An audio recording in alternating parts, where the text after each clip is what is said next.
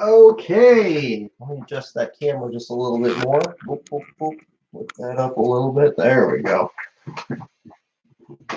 All right. Well, Kevin Harvick, unofficially your winner today in Michigan, and we're going to go ahead and get started with that very soon as we await the clock ticking down in the disqualification show for the second round at Michigan.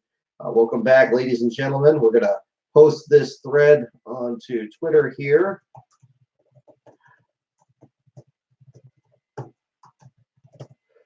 Let's get the link copied.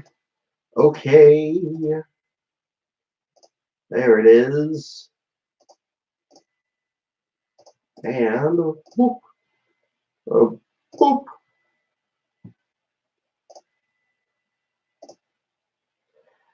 All right. So I'll go ahead and wait for that to fill in here. Okay, excellent. I think we're set here. Is the video, okay, first of all, I know we only have one person in the room right now. Is the video quality better? Because I know we had a big issue with that at Watkins Glen. It looks good on the screen here. We're using a different camera than last week. But hopefully it's showing up okay. We'll see how things go here. Excellent. It's crisp. Fantastic. That's exactly what I hear. Looks good. Okay. Okay. Good. Good. Good. All right. Well, we'll go ahead and jump into it here. Welcome again to. Let's move out of the way the logo. Last car disqualification shows. We have wrapped up the second Michigan race of the year. Kevin Harvick, unofficially your winner, and Spencer Boyd making his Cup Series debut, unofficially your last place finisher. The first last place finish for car number 53 in a Cup race since June of 1993, the Pocono race that saw the fan run across the track in front of Kyle Petty. And that was a day where Graham Taylor finished last. He quit driving one of Jimmy Means' cars at the back of the field there. Same number that he ran when he was competing against Johnny McFadden for the last car Cup Series championship in 1990. The same weekend that the number 53 came back in the Xfinity Series under the Means team. And Max Tolman was your last place finisher in Mid-Ohio. So the number 53 having a bit of a significance there this weekend between both the Cup Series and the Xfinity Series this weekend. Officially for Tolman and unofficially so far for Spencer Boyd. So it could be some interesting stories along the way. We'll cover between these different series here in the meantime. When was the last driver to finish last in their Cup debut? That's a very good question. Let me see if I can pull that up right quick. Let's trivia here. Any guesses from the panel here as I pull this up? It shouldn't take too long here. Let me see here. We're gonna mess with the spreadsheet here and see if we can find that. Let's see if I can get it from just looking at the names here. No. I don't think so. Okay, it should be Garrett Smithley at Michigan. Actually, a good point to bring up.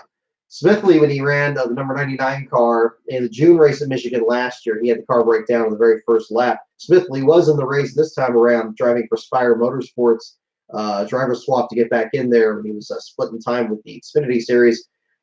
Getting into the number 77 car this time around. Sponsored by the Victory Lane Quick Oil Change Company and also Kendall Motor Oil. For those of you longtime racing fans who remember that sponsor on the number 40 car and as a sub-sponsor on the second Sabatis car with Kyle Petty back in the 90s, that being the deal there. Yeah, I believe it should be Garrett Smithley should be the last one. Kyle Weatherman finished last more recently, but he made some other starts further back in 2019. I know when Last Pro went to Phoenix, he was running that race for Rick Ware, so it's a different deal. But that aside, so yeah, Kevin Harvick unofficially your winner, and Spencer Boyd last place finisher. But okay, let's talk about the big thing in the room here right off the bat. In the pre-race ceremonies, and you had, let me get the guy's name, and we'll get it correct here, that J.D. McDuffie got mentioned during the pre-race ceremonies on this, the 28th anniversary of the accident that claimed his life at Watkins Glen. Obviously, we just had Watkins Glen last week with the schedule being changed around a bit, and this being one of the first weeks in years in a while where it seems like we have a Cup race on August 11th. I believe Mid-Ohio was on the 11th last year. But really, really cool to see JD's name get mentioned there at the beginning. Very unexpected. I didn't know the first thing about that there. Really, a really cool surprise there. So it was good to see, especially from the discussions there. Certainly through the day, already talking about JD and his legacy, and everybody sharing their memories as well.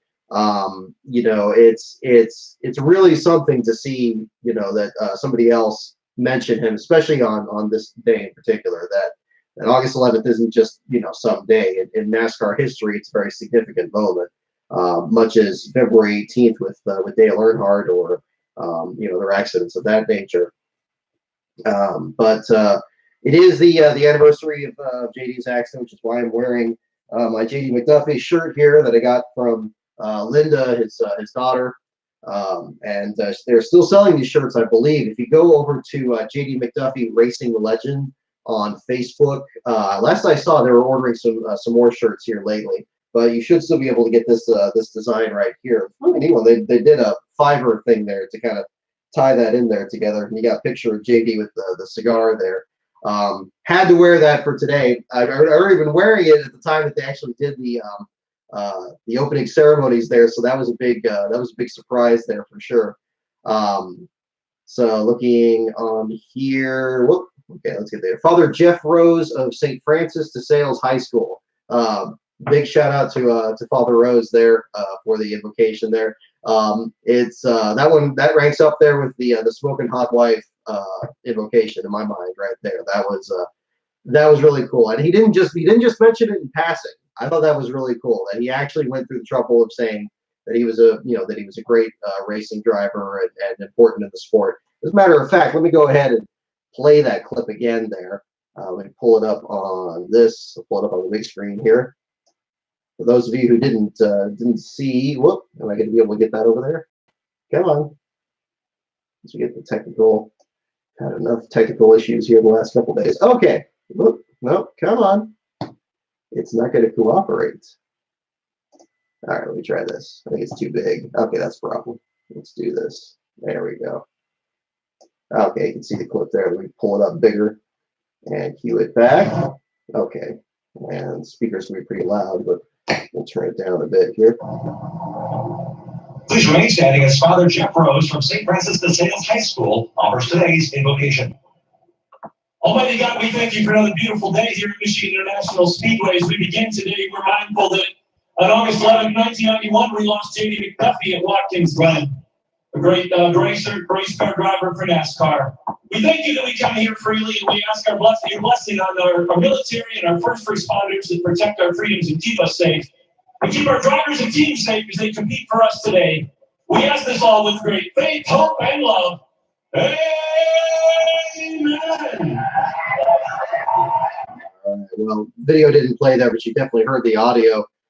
Fantastic call there again. So that was a really pleasant surprise there. I mean, to show that certainly on race day, you don't want to think about moments like that. You don't want to think of the risks that these drivers very much put themselves in, and the safety advancements that have come along as a result of other drivers that lost their lives over the years. But there's a lot of respect that's certainly owed to the drivers and that have paid the ultimate sacrifice. And JD in particular, being a person who committed so much of his life to NASCAR racing, to see that recognized there in fact, I mean, as I mentioned earlier, at a racetrack where this was the very same race that was after Watkins Glen back in 1991.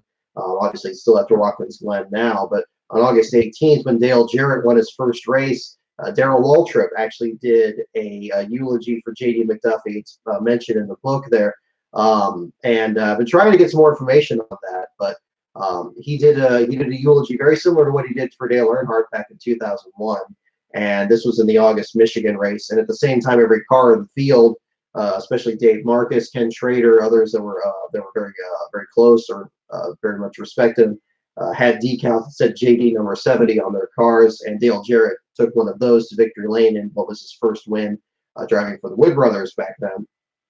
when he edged Davey Allison. I was interested. I was listening to the MRN's broadcast. They posted the 1991 Champion Spark Plug 400 at Michigan on their Throwback Week deal for this week's show. I didn't hear the invocation or any part of that in the broadcast. Unfortunately, I guess it was edited out for time. But it'd be interesting to find that, especially given this whole deal here. But again, certainly a great invocation there to start the broadcast off. Let's go into. So we'll talk more about JD as we get along the way here. We'll cover the races here in the meantime. I also have some visual aids. In anticipation of today, the 11th, I went back to storage and grabbed some materials that I use in the production of the book. And I'd originally thought of making this like a separate video for the Patreon, but I think, especially with the timing of this and this being the 11th, I think it'd be better to kind of fit it into this and give more people a chance to see what they have here. I'll try to make that show that up on his camera, show that on camera as best as possible as we go through this. So we'll do that pretty soon. We'll do the trivia. As you can see, we have the Ricky Rudd car up here, so we're going to go back to that again this week, and we'll talk about the week that was here at Michigan. Okay. Okay, now it's going to play the video. Okay. So let's get back into it here. Let's talk about the Michigan race again here. Kevin Harvick still unofficially your winner. Spencer Boyd being in last and completing 123 laps. Some of the highest number of lap counts that we've seen in recent years have happened since about 2016. Danica Patrick, when she completed 190 laps at Michigan a few years ago, still stands as the current record. It's also the closest that I've seen to a last place battle that actually went the full distance. We had a couple lap cars that were on the same lap at the end of it. I believe Timmy Hill was one of them. I'm trying to remember. I believe BJ McLeod. I have to look that one up there. But they were competing for last place through most of that race, and it looked like it was going to go down to the wire at the finish where they would actually be able to pass each other on the track while being on the same lap, multiple laps down. That all changed when Danica wrecked near the end of the race and just edged the pair of them for last place in that event. But regardless, the 190 laps she completed is the most laps complete by a last place finisher at Michigan. And Spencer Boyd coming very close to that, completing 123 laps before ultimately an accident in turns 3 and 4 set him backing into the wall. Rick Ware becoming a bit of a story again these past couple of weeks. This past week, they were announced they're going to run a 4th car at Bristol next week, the number 54 car, another number that we haven't seen in the Cup Series in quite a while. Not quite as long as the number 53 that we're seeing here. The 54 we last saw, for those of you who remember, Bell Car Racing, Sam Belnavis, an African-American team owner in the sport, got National Guard sponsorship, ran the number 54 car full-time with Todd Bodine as the driver. Bodine had a very difficult season in 2003. They had one of the only times that the car really got some screen time was when they were collected in an accident with Kenny Wallace at Michigan, actually, now that I think about it. At Michigan, where Kenny Wallace's car was launched up the track there. That's one of the last times that we saw number 54 in the sport. They closed out the year. Bodine had a decent run at Homestead to close out the season. But we haven't seen the number since then, and now apparently it's going to run next week at Bristol. Depending on the size of the field, should be locked into the field, given that we're having a very difficult time getting even 40-car fields anymore after the charter system and the reduction in fields from there. J.J. Yaley listed as the driver for there. We've seen Yaley run for Ware earlier this year, including at Sears Point, where he finished last on the number 51 car. So there's that story going ahead. Bristol is going to be an interesting one to cover there. I think if we're going to have some statistics on number 54, it could end up being that case, but we'll find out. But good to see Spencer Boyd out there get his Cup debut. It certainly didn't end the way that he wanted to, but given apparently that he had a off-track back injury that kept him from competing at Eldora, and Landon Huffman had to run his truck for Young's Motorsports last week. He came back in action this week to run double duty between the Truck Series and the Cup Series. We'll, of course, talk about the Truck Series as well as Xfinity in Mid-Ohio there. And Spencer Boyd, though, ultimately getting some experience. Seemed like he was really struggling with speed with that car and also finding the right groove. And I'm sure in the process, having trouble avoiding a lot of the traffic out there as he was losing laps. But Boyd listed 123 laps complete. and finishing in the last spot here unofficially, pending the results of an inspection that we are waiting to hear back on. Let's see. Let's take another look here. So looking further back here, Jimmy Johnson was very much a big factor in the last place battle today. It didn't seem like that was going to be the case. It looked like we had Boyd back there with Quinn Houff, the number 27 car. They were kind of battling between each other. And then Jimmy Johnson hits the wall off turn 2 very early in the race. Does a lot of damage to the right side of his car. To NASCAR's credit, they did not throw a caution for it. One of many examples of slightly better officiating in this race, where we didn't have any cautions to really interrupt the natural flow of the event. You already have stage cautions. What's the point of manipulating it any further than that?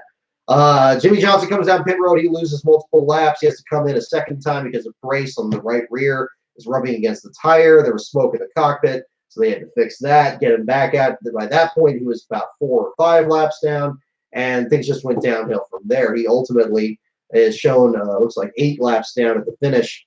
He sat on 7 laps down for quite a while there, and ultimately ends up 8 laps down in 34th. But in the process, he was able to reel in Spencer Boyd and catch him a couple times there, having to unlap himself from Boyd first before anybody else, and eventually get on the same lap as him and make a pass on him about the halfway point through the race, after which point Spencer Boyd pretty much had the last place spot to himself the rest of the event there. So unofficially, it's going to be a Spencer Boyd article. We've written about Boyd before. He had a last place run at Talladega not long ago when he was driving for SS Green Light Racing. He had a rather scary accident down the back straightaway where his car went full throttle into a pile up there and caught some air. I believe we looked at that replay a while back. We were talking about Spencer and other context there. But that was the other time we've written about him, so I guess it's worked out with that. It also effectively ends the streak of drivers recovering from finishing last and then winning the next race, at least in the Cup Series. We'd seen Chase Elliott win Watkins Glen last week, and after finishing last for the first time in his career at Pocono.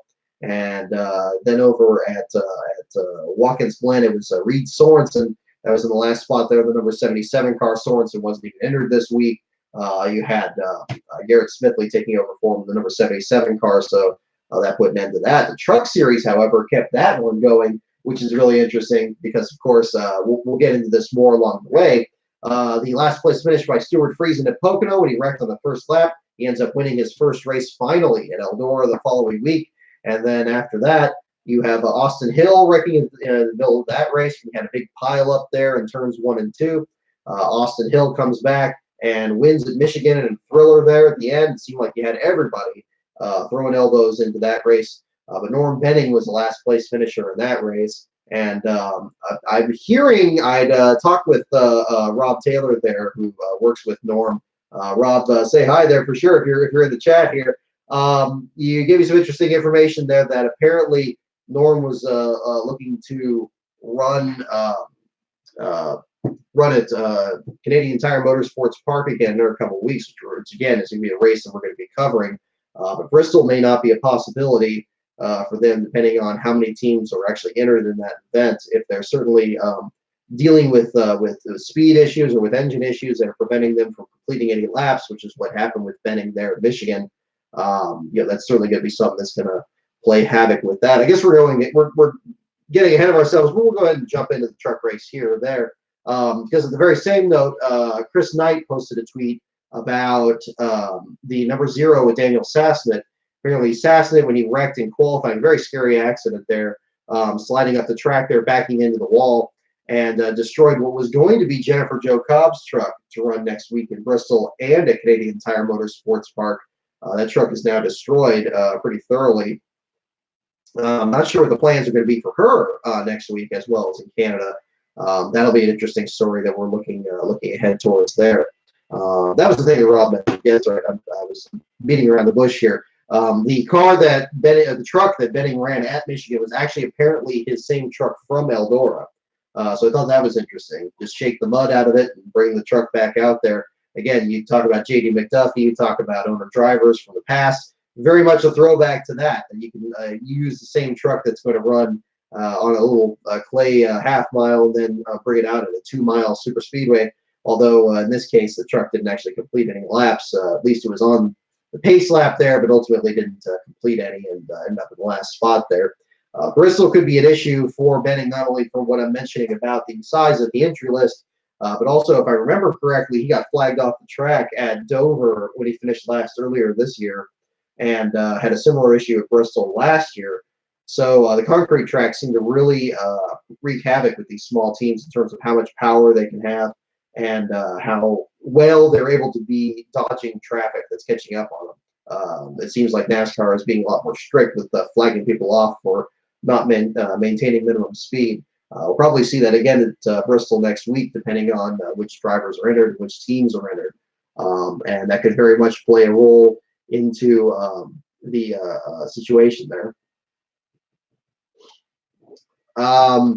Oh yeah, to clarify, Beast of Battle 1989. Yeah, I'm not saying manipulative cautions. I'm not. Yeah, I'm saying there weren't any manipulative cautions. I'm saying the stage cautions are manipulative. I think I'm kind of getting tired of that. Certainly Martin Truex, I imagine, is too after today and being in position to win stage 2 and then ultimately getting snookered by his teammate on a 1-lap restart there and then throwing the caution again, even though they just had a caution. That was that kind of thing. No, I mean, quite the opposite. But especially, really all 3 races, to be honest. I mean, we could have seen something like that in the truck race with Ben Rhodes when he was falling out towards the end. NASCAR didn't freak out and throw a caution there that was manipulating the outcome. The Xfinity race, when you had Chase Briscoe running away with it, they didn't do anything there to kind of muddle that up. I think we actually saw some actual genuine racing through this whole weekend, and I think that was a great takeaway from everything that happened there. So no, I wouldn't call really any of the cautions from this weekend manipulative in that sense. I was saying that it's a good thing that they really avoided that in general from that. So we covered the truck race there pretty good, except we missed one big storyline from that. Ray Cicerelli, congratulations to him on his first top 10 finish. Not only getting a top 10 finish, but actually doing it with his own team, the CMI Motorsports team, the number 49 truck that we haven't seen in every race this year. There have been a lot of races that they've missed. I believe they weren't even running in Eldora just last week. They come back out of Michigan. They survive a lot of the havoc there, including that big pileup with Tyler Ankrum getting turned by Matt Crafton in front of the field.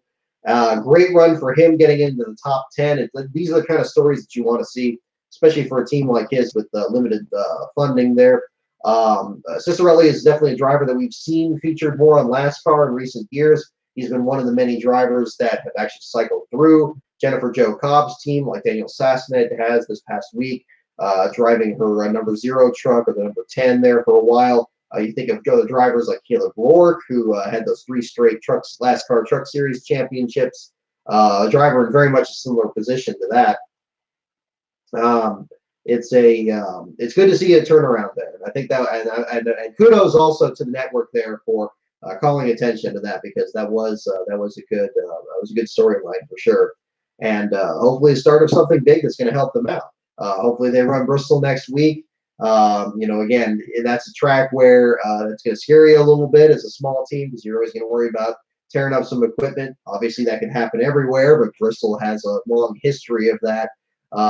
Especially for these, even in these recent years with the track not being the same configuration as it was in the past.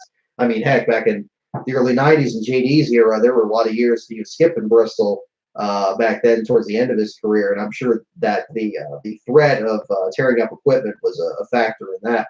Although he ran Dover for a lot of those years, I mean, this is before it was repaved with concrete, and that was a different situation there. But yeah, so that was interesting. Let's see here. Let's going to get the rest of the Truck Series results here, and we'll get into the Xfinity race in Mid-Ohio as well. Yeah, let's move back onto that. This is always a really challenging weekend in particular, because you have that Michigan race, the trucks, and then you have the Xfinity race right after. Like, there's no gap at all. And if the truck race runs long, like this one did when it had the big pileup at the end, you have to make a quick decision as to how much of the beginning of the Xfinity race you're going to see and how much of the end of the truck race you're going to see. That's always, especially for what I do, That's a real challenge because I have to see the beginning of the race to get the last place stuff there. If I don't cut away to something like that really quick, I'm gonna miss it, and that really messes with the article, and I get really picky about that because I want to get that information, and I don't want to just see the results and say, oh well, okay, I guess something happened in the first 3 laps. I mean, that could be critical. It was very much the case there in the Mid Ohio races. We'll get into here. An unfortunate deal for Ross Chastain, dominating stage 1, the number 45. He's off. I mean, luckily he's locked into the championship or the playoffs here, thanks to his victories, not getting pulled away from at Gateway, and then again at Pocono. He was dominating there from the pole. Number 45 truck there ultimately gets collected by Cody Rohrbaugh on pit road. Rohrbaugh got spun by Johnny Sauter, a perfect hit into the right front of the number 45, and that just absolutely knocked out Chastain from the race. He was off the pace on the restart, ended up pulling off the track, finished 30th out of the 32 trucks. Camden Murphy pulled the number 87 off the track. He had managed to climb, I believe, up to about the 23rd spot in the opening run before he pulled off, and he was only completing 11 laps, so that was a great turnaround for him, given that he had also fallen to the back of the field for the start of the 32-car field. It was helped a little bit by the penalties by both Tyler Ankrum and Austin Wayne Self at the opening of the race. Both Ankrum and Self recovered to different degrees. Ankrum being back up in the lead just to get turned by Crafton there at the worst possible time, triggering a wreck that ended up collecting all 3 of the DGR Crosley trucks that were entered. Austin Wayne Self, though, managed to pull off a 5th place finish, so great run for him. One of his best runs since I believe back at Daytona when Crafton flipped down the backstretch. I remember the AM Racing team having a good showing there. There were a couple of trucks in that one, though. It wasn't just Self. I believe there was somebody else. Was it Yaley or Austin Terrio or one of those guys? I don't remember the name offhand, but I know they were up there. I have to look that up for sure. Bailey Curry, a great run for him. Guy that's always helping out these small teams, like the Harmon team, Rick Ware's team, that kind of deal. Finishing in the 6th spot there at another Al Neese truck. The Al Neese trucks have really turned some heads this year. It seemed like the truck series is becoming the Toyota truck series in recent years. But these Chevys out of the Al Neese team have really turned the corner. Obviously, you mentioned Ross Chastain. Looks like the 44 is getting some good runs. I mean, Curry with a great finish there. I believe we've had which other drivers have we had? I got the racing reference page pulled up here. Did Jeb Burton run this one earlier this year? Yeah, Jeb Burton got 9th at Kentucky in that truck.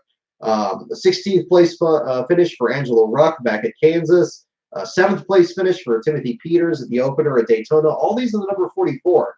And then not mentioning Ross Chastain's, of course, his first victory at Iowa before he was ultimately disqualified from that race and ended up going to switch truck numbers there from there.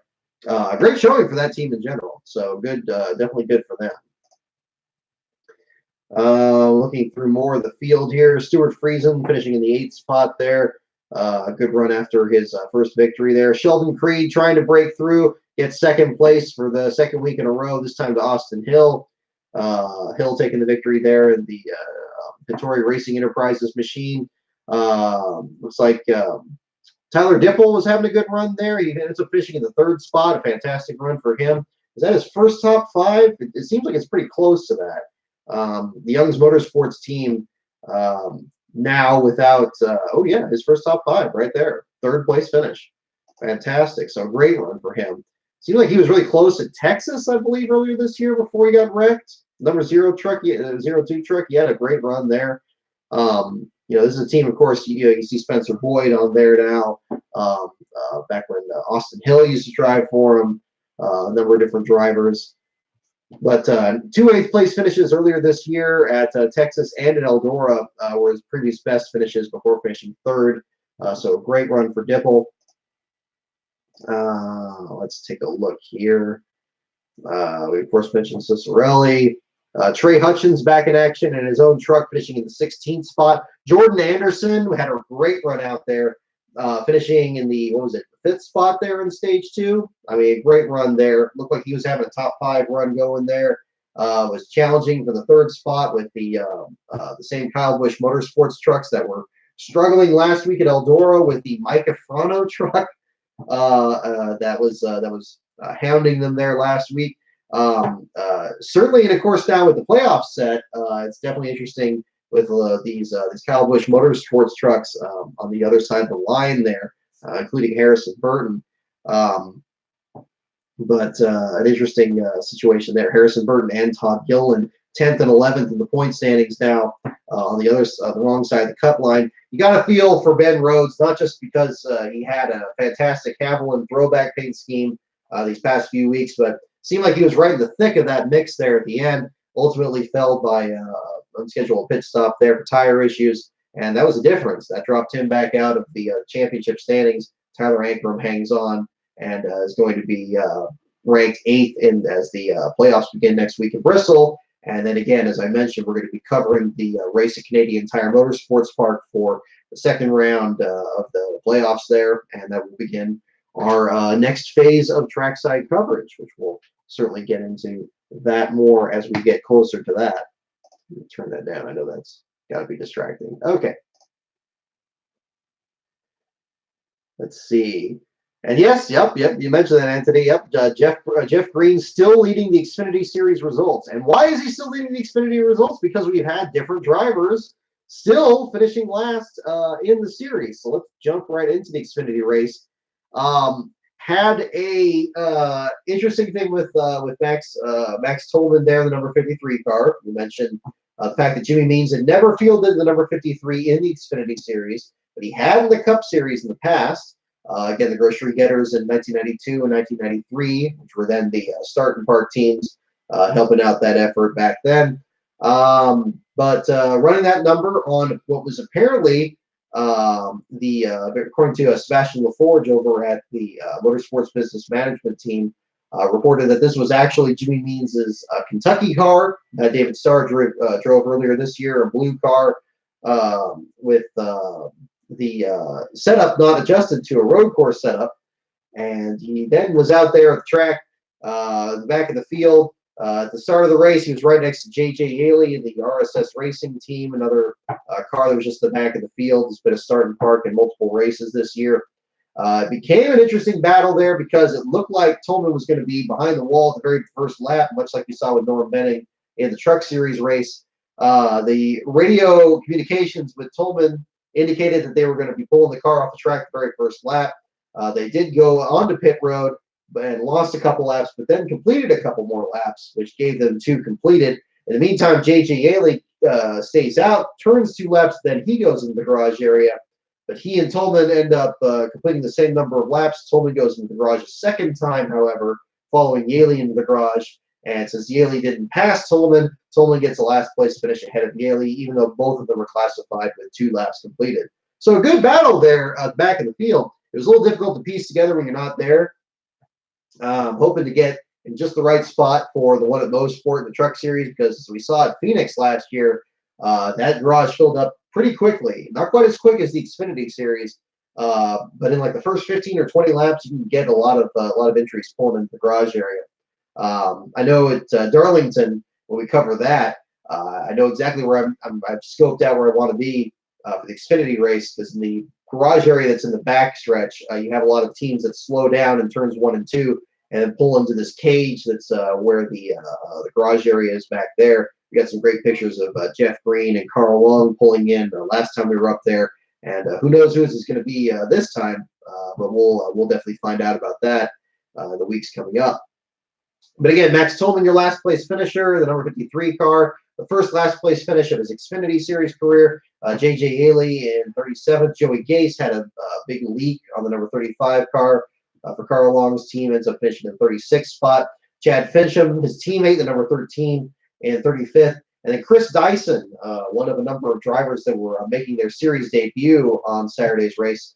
Good to see the road course ringer thing very much alive, at least in the Xfinity Series. Driving for DGM Racing with Mario Gosselin. The Thetford machine ran in the back of Cole Custer, completely crushed in the nose of the number 90 car, and ends up finishing in 34th spot with crash damage there. So that'll be the bottom 5 from that event. David Starr, incidentally, Tolman's teammate just outside the bottom 5, couldn't avoid the big wreck that they had, the keyhole there on the restart, tore up the right front corner of that car. Aaron Quine another road course driver that was making his series debut, this time driving for Mike Harmon, the car that Dan Corcoran ran last week at Watkins Glen.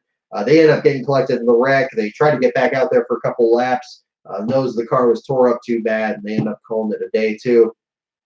Bottom of the field there filled up the crashes pretty good. While we didn't get any like ridiculous cautions really in that Xfinity race, we definitely had cautions that were lasting a long time.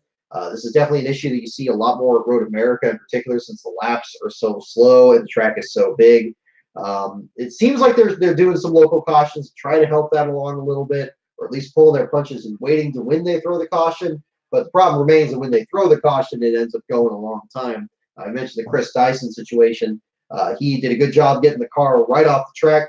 He wrecked the car on the main straightaway, pulled off into the grass there in the very first corner. No problem, no harm, no foul. Pit road is right on the other side of the track. You think your tow truck's just going to pick them up, hook them, and pull them right back in. Nope, they end up dragging the car all the way around the track into the keyhole, and they had to drop a ton of stage dry out there. Made the caution go a heck of a lot longer than it had to. Let me look at that again there. Yeah, ended up going 4 laps there during that for a 1-car accident. Two cars technically from right at the back of the 00, although it didn't seem like it did any damage to the 00 there with Cole Custer. I swear they have to build those cars out of some strong stuff. But Austin Cindric had the second straight win, holding off Christopher Bell by a sizable margin there. A.J. Allmendinger does not get disqualified from his 3rd consecutive race and is able to take home the 3rd place finish. Tyler Reddick and Noah Gragson, and Gragson in a very battered number 9 car getting the top 5 there. Solid race there. Again, a lot of comers and goers, a lot of drivers suffering a lot of damage and getting back out there. Jack Hawksworth, I thought, was very impressive out there in the number 18. Yes, it's a Joe Gibbs racing car. And yes, the IK9 thing continues to be completely bizarre, as apparently the sponsor is staying in, but they didn't want Jeffrey Earnhardt, so they parted ways. Earnhardt was going to run that car. Hawksworth ran a very good race out there. Got a stage victory along the way. Ends up finishing in the 15th spot after getting spun out a few times there, getting juked by Custer there on one of those runs into the corner there. It was really entertaining to see, and I hope he gets some more races. If he runs it at Road America, I think that'll be interesting. Although I believe they're going to have the other guy, James Davison, run that car next week at Road America. Or not next week, in a couple weeks. So we'll see what happens there. Tommy Joe Martins gets a top 20. Good for him. Josh Bilicki, same deal. Another RSS racing car. Bilicki ends up in the 17th spot. Greg Alding gets a 14th place run there. Will Rogers was in the top 5 there, hanging on old tires, ends up falling back into the 12th spot there, the number 86. Great run there for the Brandonville team. Unfortunate that the teammate Brandon Brown in the primary number 68 car got swapped into that one with the Will Rogers deal. He had a rough outing out there. Ends up getting in a bit of a scuffle there with Josh Williams. And so there's a little bit of hurt feelings there, much like you saw at Watkins Glen with a number of drivers out there. But definitely that makes things compelling in the weeks ahead, especially since we have, again, not just Bristol next week, but Road America immediately after that. And that's going to be an exciting stretch of the season. Patrick Gallagher very quietly getting the 23rd spot, lost a lap at the very end of the race there. Ends up being the first car 1 lap down, the BJ McLeod Motorsports car, finishing in 23rd spot. So he gets a NASCAR start under his belt. Just look at other finishing positions there in the order. Scott Hecker got collected in an accident, lost an Aschenbach in the dizzying number 4 car. Looks like he did get into a spin there in the last corner. We didn't really get to see what kind of damage he sustained, but he pulled the car right behind the wall, and that was about the end for his race that time around. So, but yes, Max Tolman, your last place finisher in the Xfinity race at Mid-Ohio. A good race there, but it'll be an interesting deal there. Yeah, and again, I don't know what's going on with the IK9 thing. There's some kind of falling out. I remember it reminds me so much of what was happening with Jeffrey last year. He was running for Starcom Racing, and he was released by that team, and then which was ultimately a great deal for Landon Castle, because that eventually got him to ride the 00, which he's held since then. I bring that up because it seemed like there was a similar relationship between Earnhardt and the sponsor to get him the ride. The VRX simulators car. I brought that up during the race there today because there was the scheme of the 00 very much reminded me of that. But I don't know what's going on with the IK9 thing. Yeah, I don't want to really speculate further on that. I just all I'm saying is it's just bizarre. We'll see what the situation is there. I mean, it's good to see the sponsors still staying in. So it's not what a lot of us, myself included, were originally thinking, that worried that it's going to be some kind of a deal where it's like a DC Solar kind of thing. At least it's not that deal at this point. I did think it was highly unusual, though, that they didn't run the XCI racing car at Daytona, because it's a very patriotic company. I mean, they're doing the guide dog thing. Seems like they have a very big tie with the military, or at least some tie-in with veterans that way. Seems like a complete shoe-in to run that car there, but that ended up not being the case. We'll see what comes of that the weeks coming up ahead. So let's see. Anything else on here from the Xfinity race? Justin Haley still got 9th. That was surprising. I thought he had a power steering issue at the end of that race there. So it's a good job by them to get the Colleague Racing cars, both of them, into the top 10 again. And again, good on them for being able to enjoy it now without getting caught up in the dragnet of the disqualifications there after the race. Let's see. Okay, we got that. We'll do the Truck Series race. Let's see. Oh, nope. We need to open that again. Yeah, we covered the Truck Series race. Do we have... Okay, we have unofficial results from the Cup race. Still shows Spencer Boyd and Clint Boyer as the only DNFs from today's race. Both of them due to accidents. Clint Boyer pretty hard hit into the wall there late in the race there. 139 laps complete, just barely edged Spencer Boyd, as a matter of fact. Just happening not long after his accident. Cody Ware finished 9 laps down, but all the way down to 36 just due to the low attrition during the race there. Surprised to see that the number 10 of Almirola cleared the crash block, although he ended up being 7 laps down at the finish. Seemed like he had some pretty significant damage. Almost thought he was going to snatch away a spot in the bottom 5 there, and ultimately he didn't. Jimmy Johnson is on the very edge of the bottom 5 at 34th, unofficially again, pending our disqualification results. So let's take a look here. All right. Let's take another look here. All right. Well, we're past the loyalty, or at least we're coming up on the 1 hour mark and the inspection results. I don't believe we have a call yet. Let me close that out. So, okay, now let me close this out. We're going to move on to the next part of this in the meantime. But yeah, what you guys think about the races in general? I thought it seemed like they were really entertaining. I mean, this is always a challenging, like I say, it's always a challenging week with how quickly they're stacked up next to each other. Next week at Bristol is going to be very much like that with the Thursday, Friday, Saturday sequence. But this is always an exciting one. I mean, more so I think for the road course racing there, because it's always interesting to see. But I really enjoyed the Michigan race when it was on Monday night. Oh, that was kind of fun, even here on the West Coast. Although I'm sure it was more of a pain for those of you on the East Coast there to watch a race that late in the day, and then you have the whole day open before that. So I guess there's that. But to each their own, I suppose.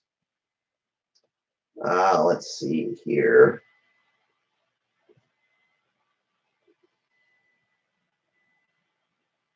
Alrighty. Let me see here. Okay. Okay. All right. Let's do this. Oh, that's right. I was going to get the Twitter feed pulled up here. Let me pull that up, and I'll put this on the big screen, and then we'll do a little bit of show and tell here, and see how this goes.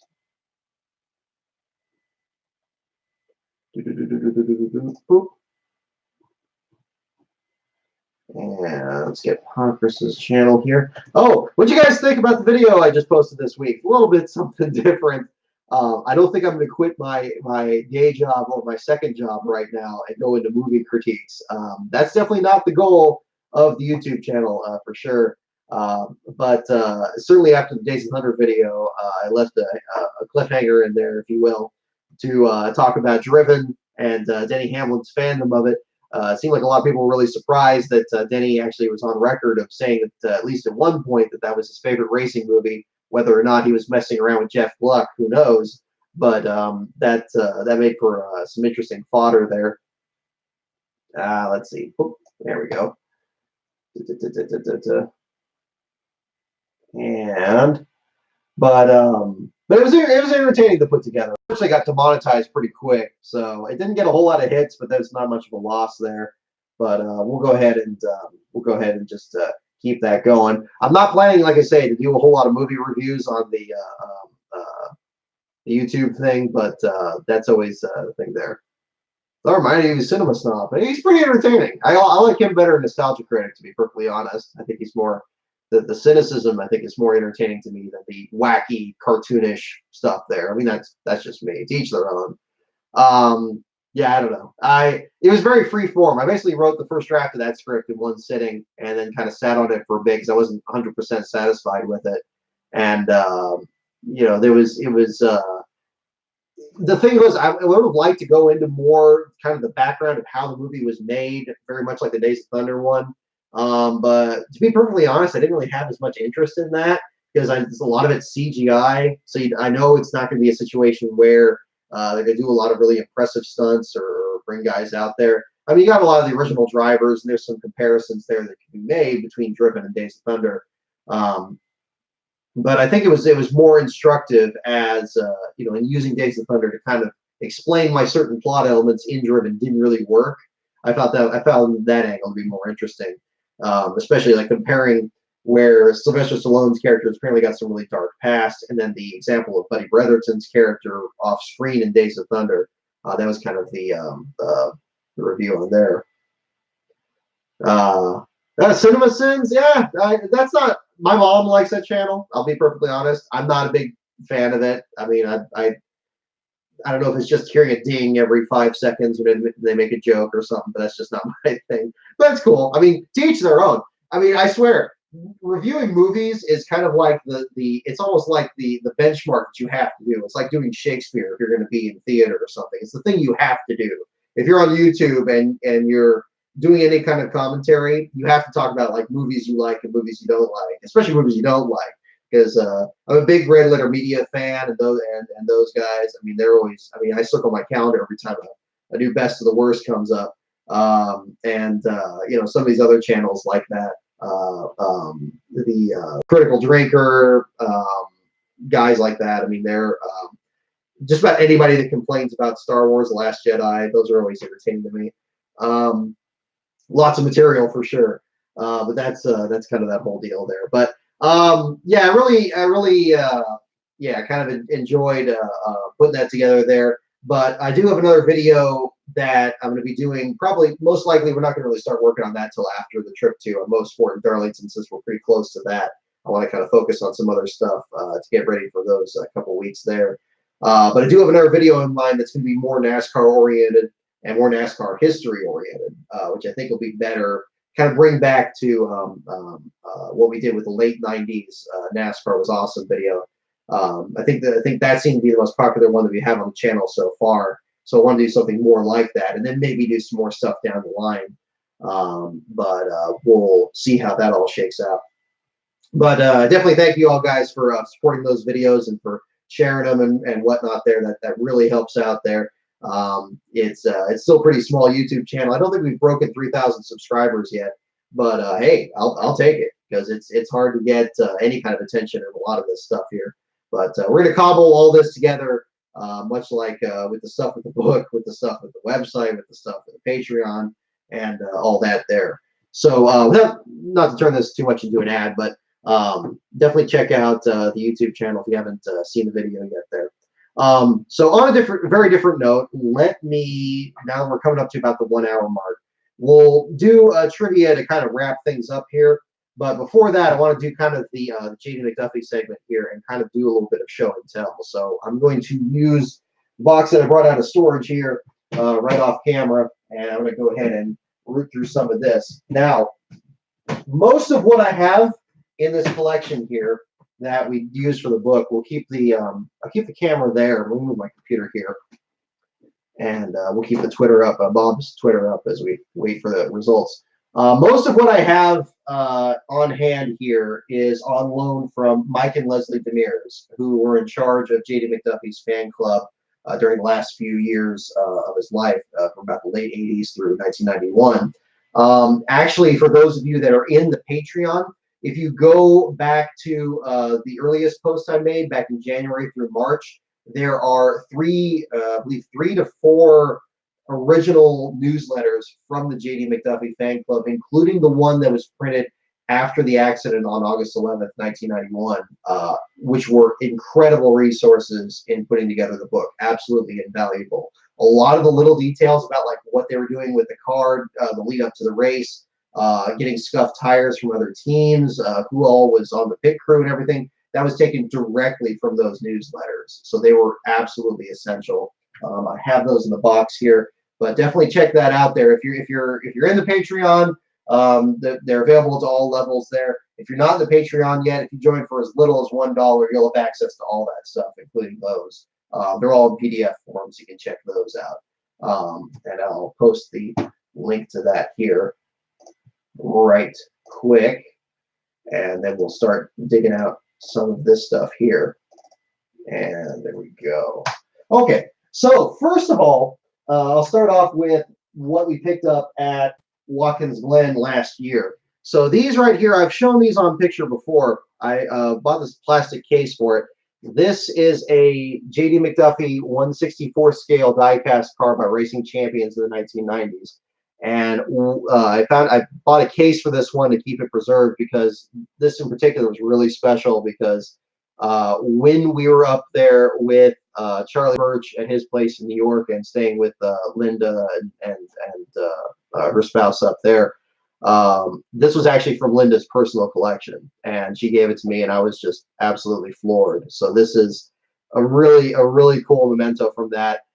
JD, the first exposure I'd ever heard of JD McDuffie was actually finding one of these die-cast cars at Mag Girl Antiques in Martinez, California. I found one of these cars loose, same deal here. And I'd never heard of JD before, but I saw this car. I was like, this is a really neat looking paint scheme. And I was always big on paint schemes, still am now. So when she gave that to me, that was like, that really drove it home here for sure. So we have that. And also, this is, of course, a copy of the book here. This one actually had signed by both Charlie as well as Linda McDuffie, and also Rob Taylor there. I have the signatures you can see in there. I'll hold up there so you can see that there. Really cool. Definitely keep this thing close on hand. If you know, it was a really cool moment there to have all of them sign it there. So just I gotta find a good place for it. I might get like a box or a case or something for it there. But one thing that was particularly poignant about that, you notice I pulled this plastic card out. This was something that Charlie Birch gave me. Again, the team photographer, did a lot of work with JD McDuffie in the late 80s, again, or into the early 90s. It was in turn 5 when the accident happened on lap 5 of the 91 Bud at the Glen. This right here is a pressed rose petal from the flower arrangement that Charlie Birch left at JD's grave over at the Presbyterian Church there outside of Sanford. You can see right there. So actually, there you go. You can see it under the light a little better. And he gave one to me, and he gave one to Linda. So that was that really drove it home right there. So I always keep that right in the book there. Let me set these aside, and I'll show you a bit more of some of the stuff here that we actually got for research materials for the book leading into it. What's interesting with covering a lot of this, well, actually here, this is actually the JD McDuffie car that I got at Martinez in 1991. I had, or 2000 actually is when I got this. The sticker is kind of peeled up a little bit on the nose of the car there. I thought it was something that was on there accidentally, so I made sure to stick it back on when I found out that AC Spark Plugs was an actual sponsor. This is also the same car that I took a picture of that I put on the track at Darlington, and a kind of our quiet track pick when we were back up there in 2017, and did that. And so that's that car there. So again, identical to the one that Linda provided there. Let's see. These are interesting too. These are actual hats from mentioning AC Spark Plugs. I found these on an eBay auction back in 2011, about the same time that I first met Marty Burke online, and we were talking about his experience working with the team. This gentleman named Rob, I don't believe I have his last name. I have the old emails from him here, but I haven't been able to reach him really since then. He worked with AC Spark Plugs back in the late 80s and had a collection of old JD McDuffie merchandise that was just sitting around. I believe like 3 or 4 of these hats and 3 or 4 T-shirts with this same logo on it there. And again, you see JD McDuffie's name, number 70 on there. This was very much a design that some people that we talked to in the production of the book were wearing like those shirts back then. There was one gentleman that I spoke to, I believe it was Terry Letton, who worked at, his father worked at Pocono Raceway. He remember looking for these a shirt with this design on it back at the track back then, and that was definitely an interesting thing back then. So classic trucker hats there with the old wicker on the back of it. And if you look at, there's a die cast. There's another die cast. Do I have that here? Yeah, actually, let me pull this up. Yeah, here we go. So if you look at the 1994 diecast that Racing Champions produced, this one here, where it's the blue car, I believe this was the car that he ran either in 1989 or 1990 at Watkins Glen, not the one in 88. They say 99, I meant 89. 89 or 1990 at Watkins Glen, the blue car with the Suns logo on there. Does that show up? That doesn't show up very good. Let me work that on screen. Oh gosh, the lighting is not good in here. But you can't really see. Okay, there you go. Now you can see it. Tilted the light a little bit. You can see really small here. This shot here is with JD with Imogene to next to him here, and he's wearing a hat just like this. It's the exact same hat. It's the red and white hat with the logo on there, and it's in the same shot here. And this is something from back in that same time period. So the authenticity of that. I mean, I'm sure not the same hat he's wearing in the shot, but of course the same style. This is pretty much brand new. I mean, this doesn't have any like sweat stains on it or anything like that. So there's that. Let me get to the next stuff in here. Let's see. These are scripts. Okay, here we go. Other papers. These are other notes and information I saved from some book orders back then. Okay, here we go. Now there's the really good stuff. Okay, here's a T-shirt version of the hat. So this is really, really small. As you can see, this is actually a size small shirt. Again, brand new, and it has the same exact design on it there with the old JD McDuffie logo on it there. Really pretty cool, actually. I mean, the guy that told me about wearing this shirt years ago told me that, this one, you seem like, oh, well, heck, you barely know that it's a JD McDuffie shirt. I mean, his name is in pretty big letters on there. I mean, they actually took some pains to, really show that off there. And so I thought that was a really, really cool little deal there. But yeah, it's basically like a toddler's shirt here, but a really cool design there. I have a couple other shirts here too. I'll show you.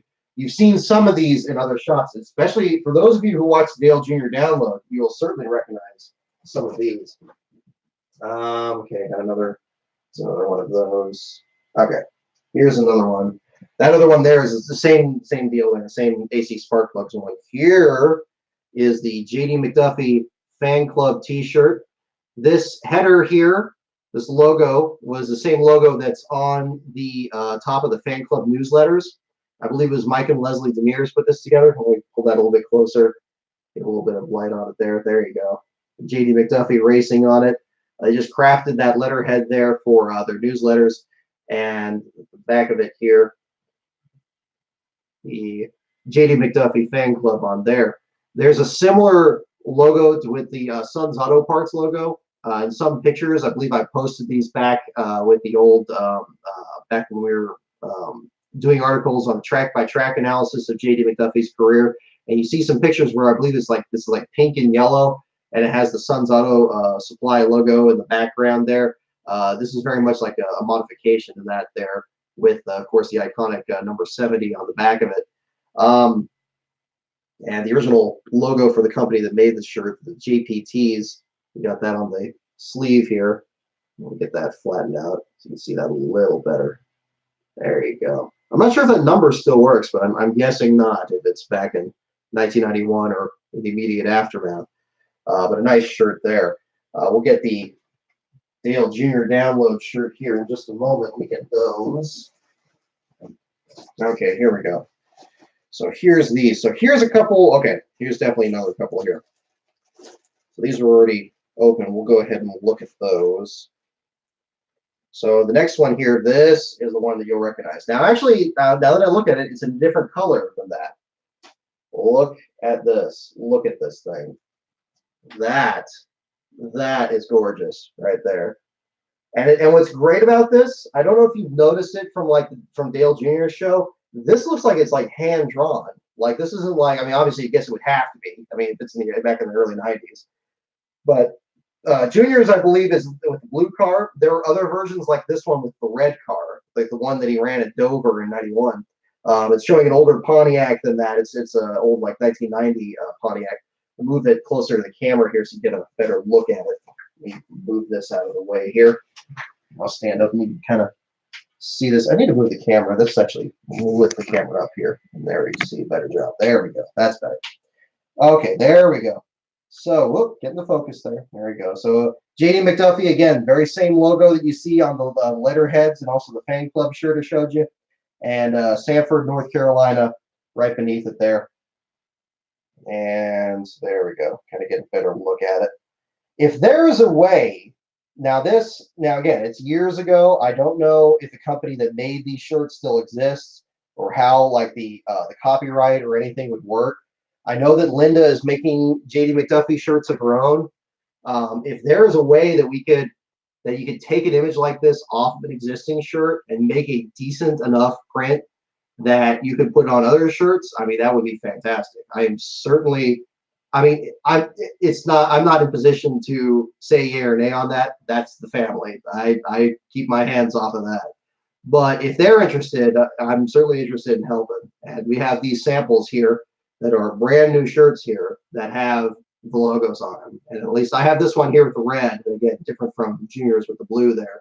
But again, a gorgeous shirt. I think that, you know, if the shirts, like the one I'm wearing right now, that's like the one she makes there. I mean, these are great too. These are absolutely fantastic. I love the picture with JD, but I think this would really elevate that into the stratosphere and like start selling some of these. I don't know who owns the rights to the shirt or anything like that. A lot of stuff was done like handshake deals back then, including Janine Pastel, who was another photographer with JD. She was actually selling pictures of JD and talking to him about that at Watkins Glen during that race weekend in 1991. And there's a great shot of her and him from the book there that's shown off there. But a fantastic. I really like this design a lot. So that's a really nice one. Yeah, I tried putting it in a scanner before. Like I'm just putting them in my scanner in here. It doesn't. It's too big for that. It doesn't come out very well. So I'm sure there's a protocol for that because there's people that reproduce these all the time. And obviously there's companies like the folks that help out the NASCAR Scene Vault podcast that have actual shirts like this too. Yeah, but I'm definitely, I mean, again, these shirts here, again, these are all from the Demers family collection here. I'm just hanging on to them. Last time I talked with them, they said we're still figuring out what we're going to do with them and where they're going to be because they were just in some place at their place. I'm still hanging on to them. They could, I haven't heard back from them yet about what they want to do with them, but I'll talk to them pretty soon if that's going to be if that option comes up there. Let me look up this as well. Here's the other shirt. This is another one that you'll see. I've seen this on eBay a couple times. But again, another fantastic design. This one actually made after JD's accident, and this is one that you'll see here, this one. So now right here, there we go. Look at that. There's a good design right there. So this one, of course, having 3 different iconic paint schemes from a lot of his career, especially his later career. You can see the burgundy and black car there on the top, the red car from Dover in 1991, and then the blue car that's more immediately recognizable for a lot of his career, especially the later career in the Sun's Auto Supply deal. And then him wearing the Rumpel Furniture hat. And yeah, true competitor, it says on there. I mean, just a gorgeous, gorgeous design. I'll put that a little bit closer there because that show up. There we go. That shows up pretty good. So you can see that one there. So again, I mean, a couple of great designs. This one you can actually see the copyright a bit better. I mean, there's the company on there. It's the J.D. McDuffie name and likeness usage granted under authority of Advantage Management Inc. of Nashville, Tennessee. So there you go. And then put on a Motorsport Tradition shirt from back then. I feel like you should be wearing archive gloves with this. But again, fantastic shirts, brand new here. Been hanging on to these. I couldn't believe it. I mean, they sent a box basically when I was about midway through starting the books. I started writing the book, actually putting it to paper in spring of 2016, and it started to kind of come together from there. But then when they sent this material here, that definitely stepped it up a notch. And really, even when you see something like a T-shirt or a hat or something like that, and I like to bring it in there as best as possible. Like if you can find a little detail like this, like who actually made the shirt and when it was made. This actually says 92 J.D. McDuffie competitor tee. So you see that it was made. I mean, obviously it was made after the accident, but it was actually still made the very next year. So you had that deal there. So let me put these back down here, and we'll keep that safe. So I have an archive box down here. Let me get some more of this down here. I'll put those back in the corner there. And okay, there we go. All right. More hats here. I have 3 more hats that I brought up.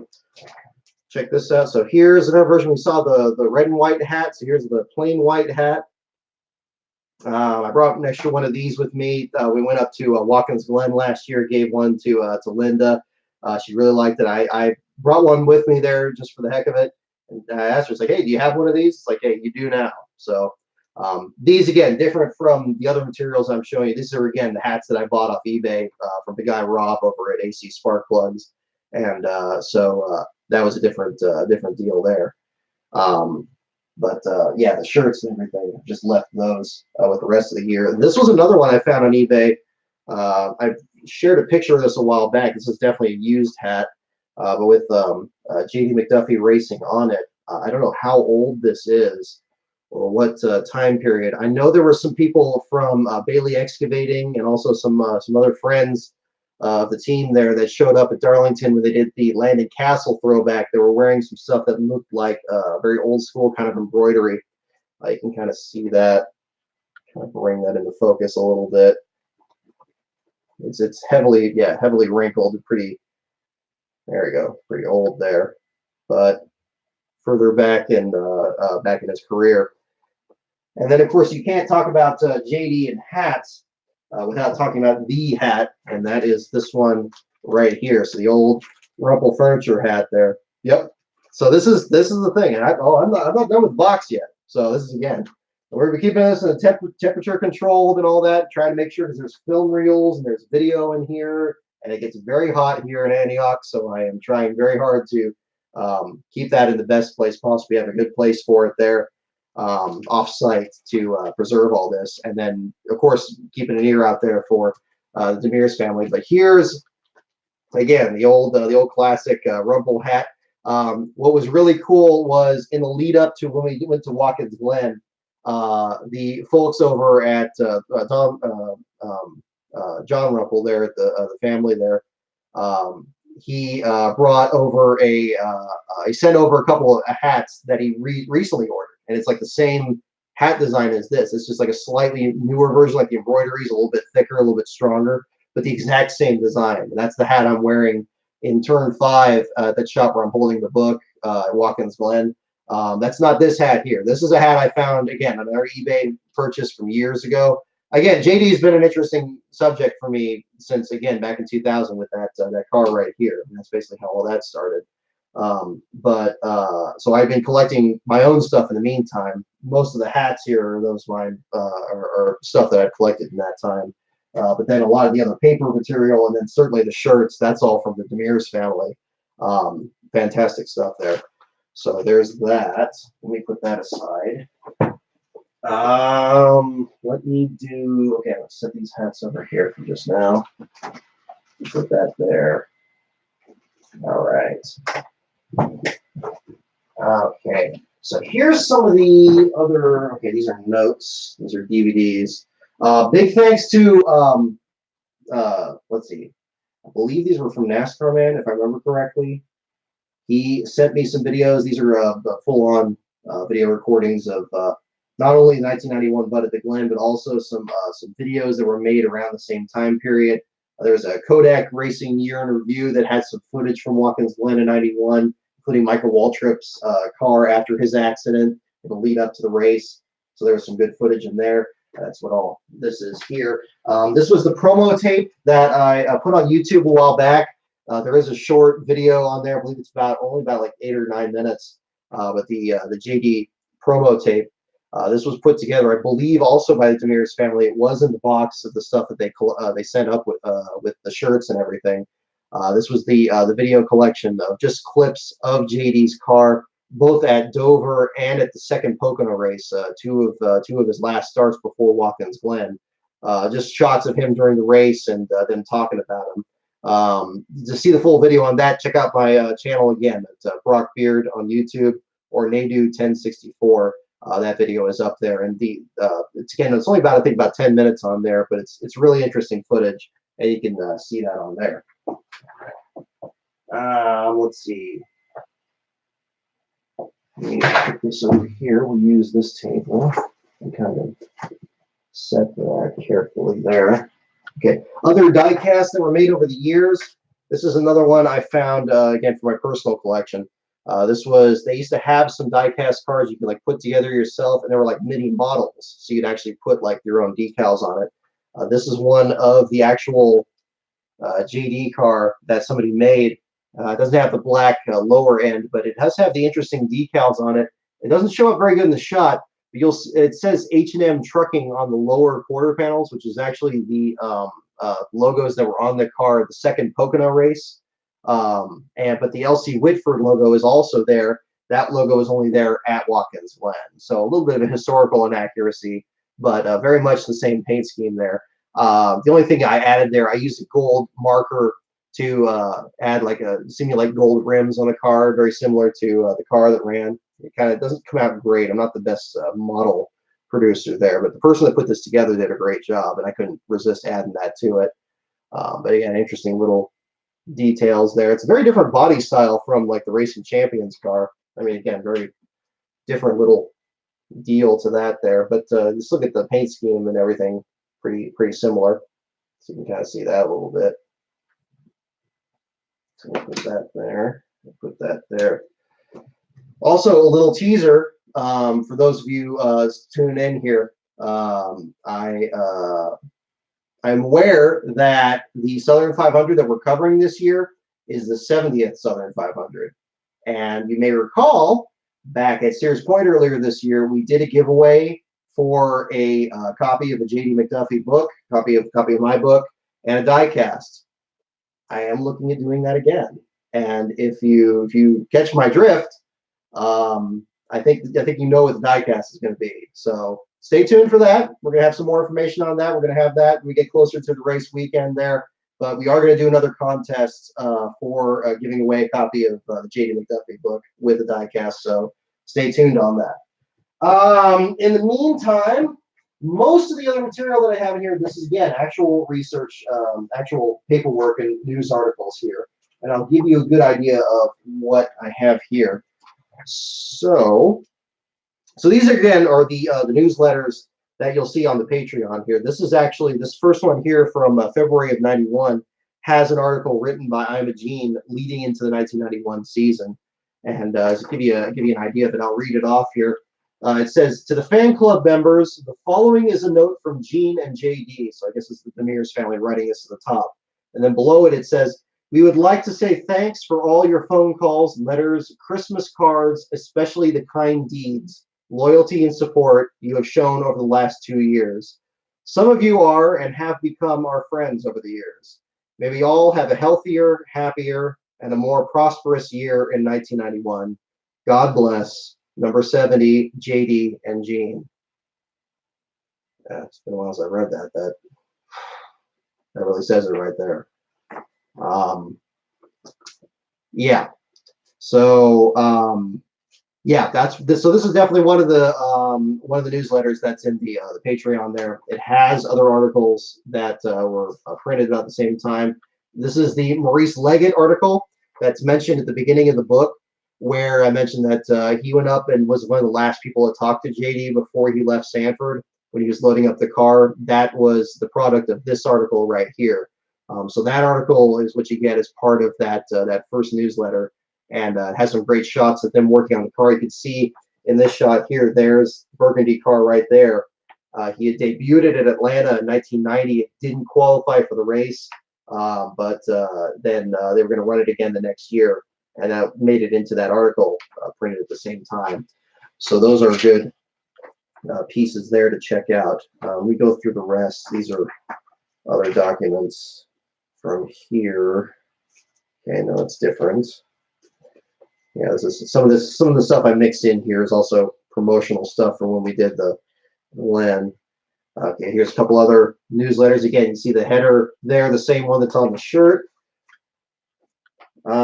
This one here, so this one in the envelope here, this is the newsletter that was released to all fan club members after the accident on this day in 1991. It was sent out in this little envelope here, and it was a newsletter like the others. And you'll see it has a few things inside of it.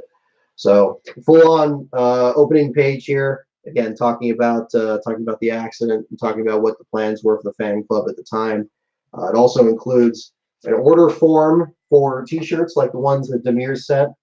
So there's a actual order form from the application there, and it's sent to the address. I believe the address in New Jersey is still the address of Demir's shop. It's not their home address, so I don't have any problem showing it up on here. That's actually the Napa shop that they still work at today.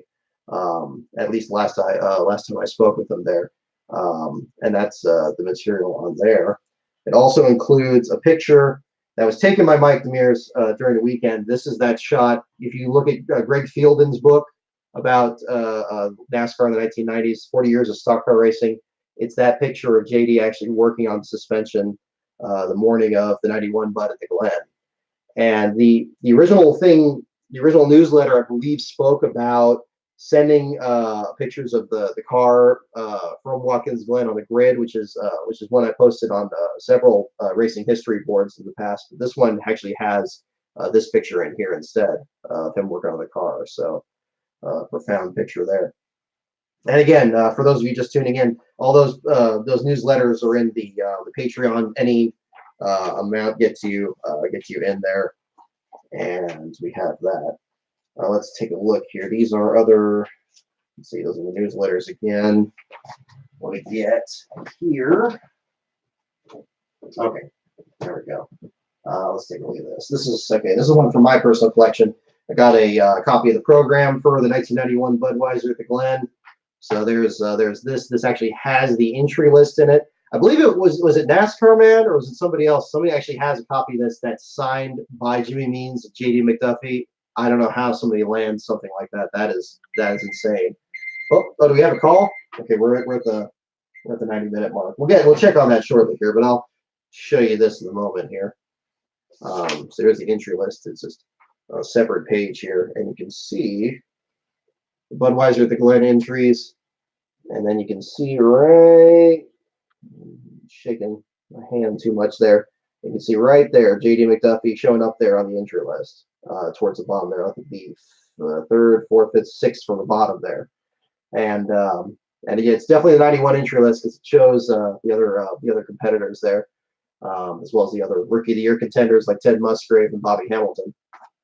And then in the back there, it's got the Trans Am competitors as well as the IROC competitors. The IROC series was running that same weekend as well. Tom Kendall was injured, of course, earlier that year, and but he still showed up on the list here.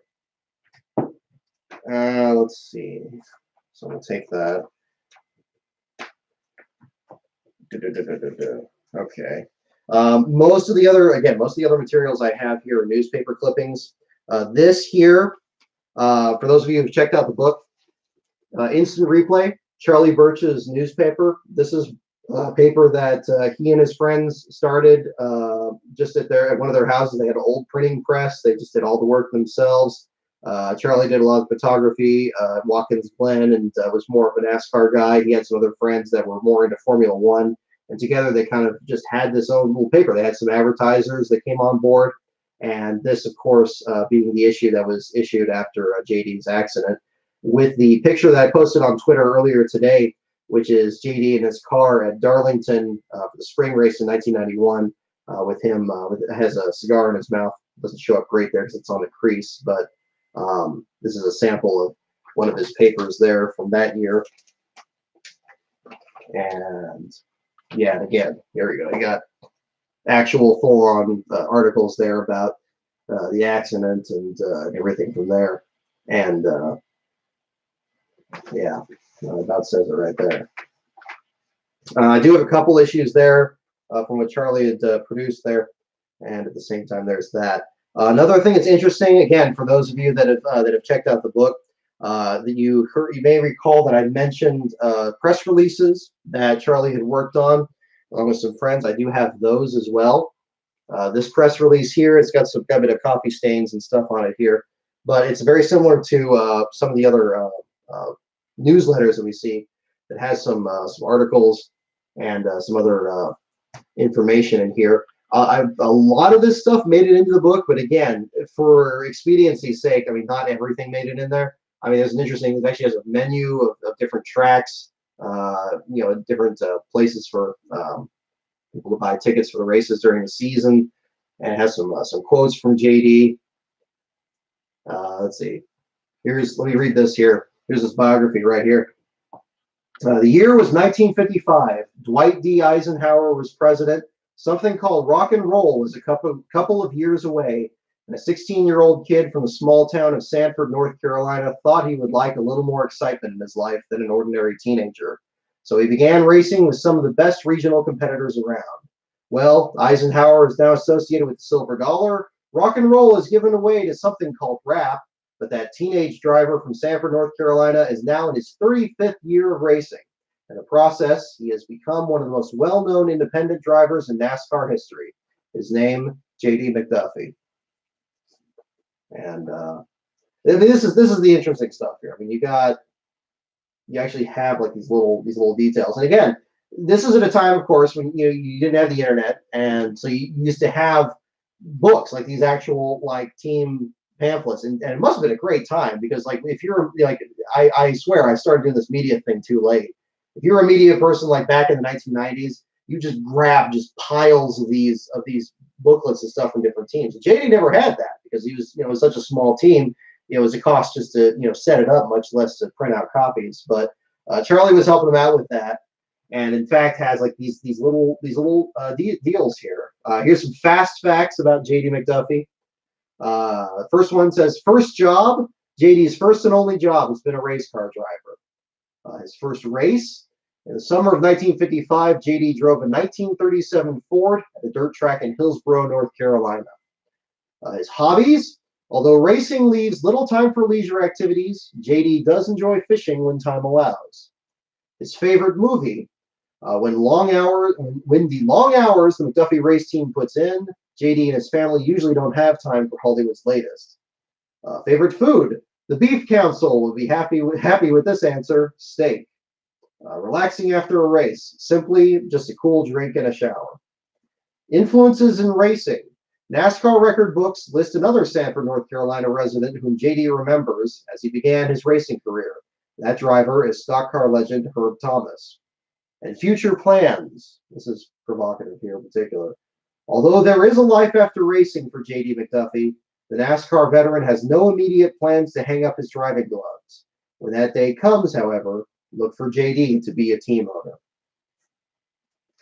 And this is like 1990. This is like 1990 or into 91. So, yeah. And again, there's a lot of discussion about what JD's plans were, how much longer he was going to race. I mean, you hear about this even today when they were talking about with Kevin Harvick and about when he was going to retire. Very much the same issue, certainly with JD, especially with the career where he never won and was driving on limited budget and everything. That comes up even in this press guide here. Again, from that same time period, late 80s, early 90s. I believe I have another press guide in here that Charlie worked on. Let me see if I can dig that up. Okay, I have a couple other articles here. Okay, here we go. Look, hello. Okay, this is different. That's the copyright on the book. Okay. Here's another press guide, and you can see this actually has the same drawing from the T-shirt that I showed earlier. And this is a lot simpler. This is actually just a little slip sleeve, plastic sleeve thing. And you can really see like the hand-drawn aspect of the drawing there. Unfortunately, it's a black and white, so this wouldn't be able to be something scanned onto the shirt there. But I'm sure there's a color copy of it or a master of it somewhere. It just hasn't turned up yet. I was very fortunate that, again, the Mears family was able to keep so much of this stuff together. Again, they basically sent anything like this paper stuff here. It was just basically all in one shipment. Fantastic there. Okay, Pakra says that the thing was called. Okay, we'll do that really quick and we'll keep going with this here. Looks to be we have 6 calls on there.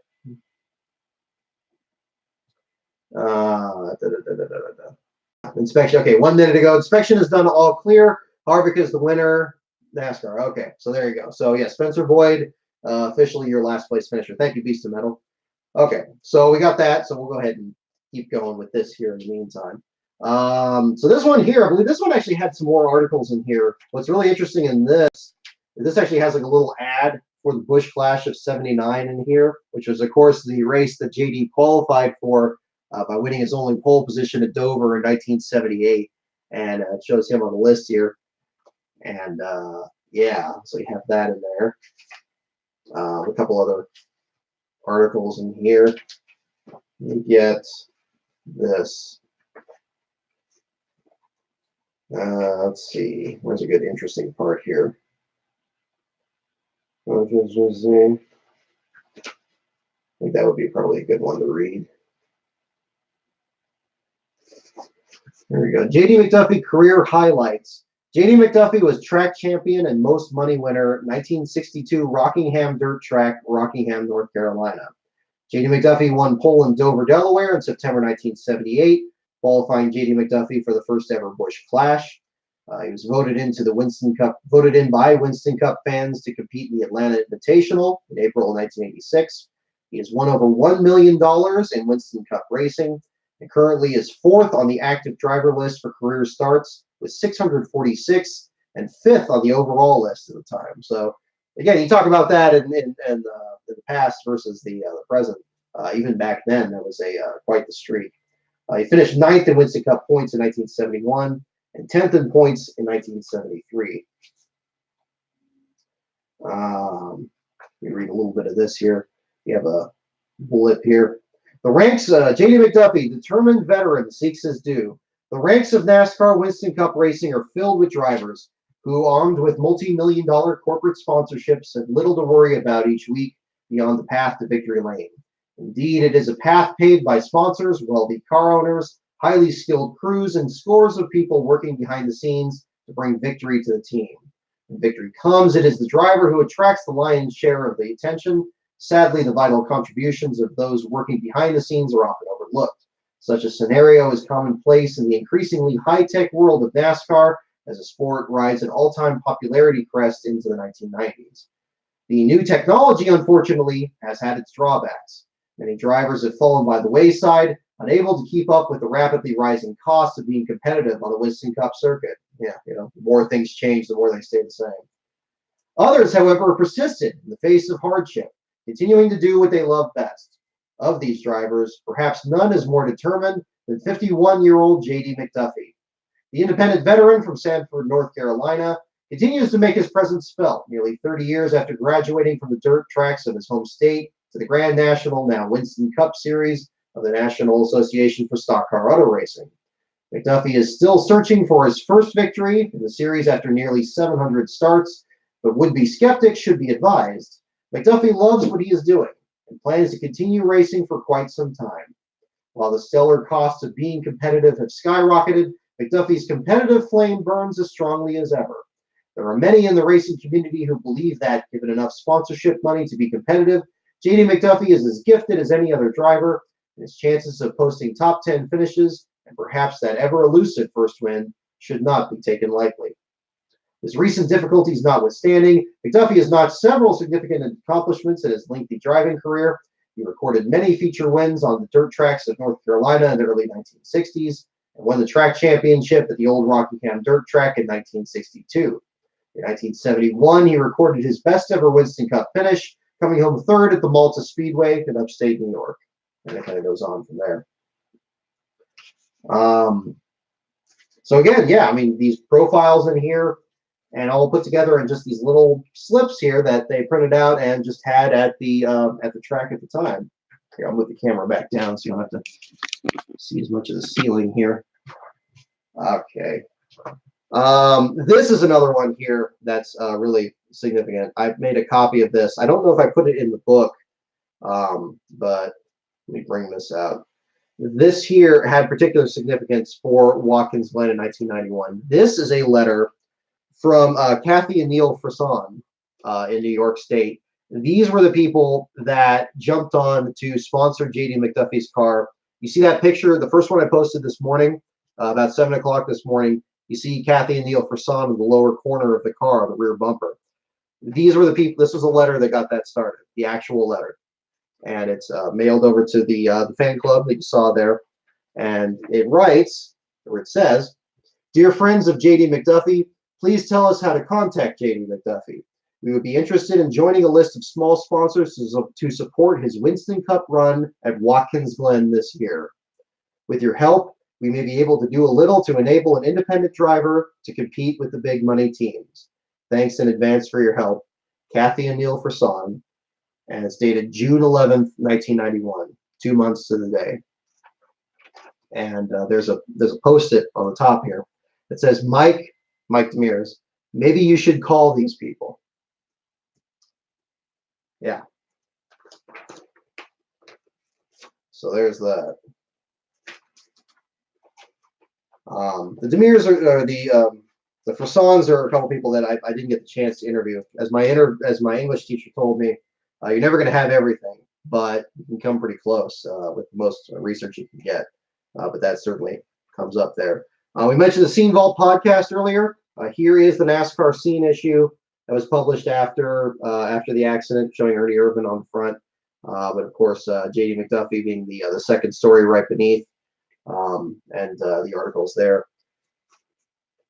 There's a Deb Williams feature at the beginning that I believe I used at the beginning of the book there, that I thought was really profound, that was talking about her being at a restaurant at a time that JD was just walking in by himself, that JD didn't talk to anybody, he just ate, and then he just left.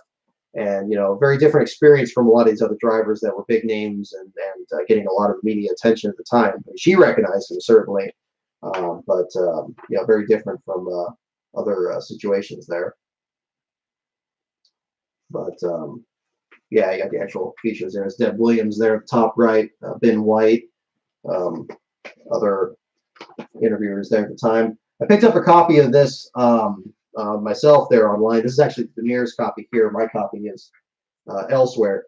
But one thing I thought was really interesting about the Winston Cup Scene, again, to certainly tout their Patreon, of course, that's definitely one you really want to join if you're hardcore into the history. Not only do you get you know, you get issues like this with just chock full of information. The detail about Goodyear bringing in radial tires to Watkins Glen for the first time, that was almost 100% from this. It was very hard to get any other information, including from interviews from people that could remember this. But these guys over Winston Cup Scene, they covered that, and that's actually in here, and it's detailed very comprehensively. So much so that it would have been it would have been ridiculous to leave it out of the book, which is why it's given a fair amount of attention, explaining the difference between radial tires and bias ply and why that changed the racecraft in Watkins Glen. So that's definitely in there. And again, so kudos to Winston Cup scene. It really points to the efforts that Steve Wade and Rick Houston are doing to try to preserve this archive. If you can get that much information from just one of these, I can't imagine, what information is there from the complete archives. So kudos to them. And again, definitely another Patreon you definitely want to check out there. I'm supporting them myself. This is the issue of Area Auto Racing News, again featuring JD on the front of it, posted after the accidents, JD there on the left. This was an interesting magazine or newspaper, very much like Winston Cup Scene, presenting several other series at the same time. It's got a lot of dirt track news in here too. This being again presented from the Demers family as well. So I have that one there. Let me just set that aside. Let's see. We're getting down to the bottom here. Okay, mostly other newspaper articles here.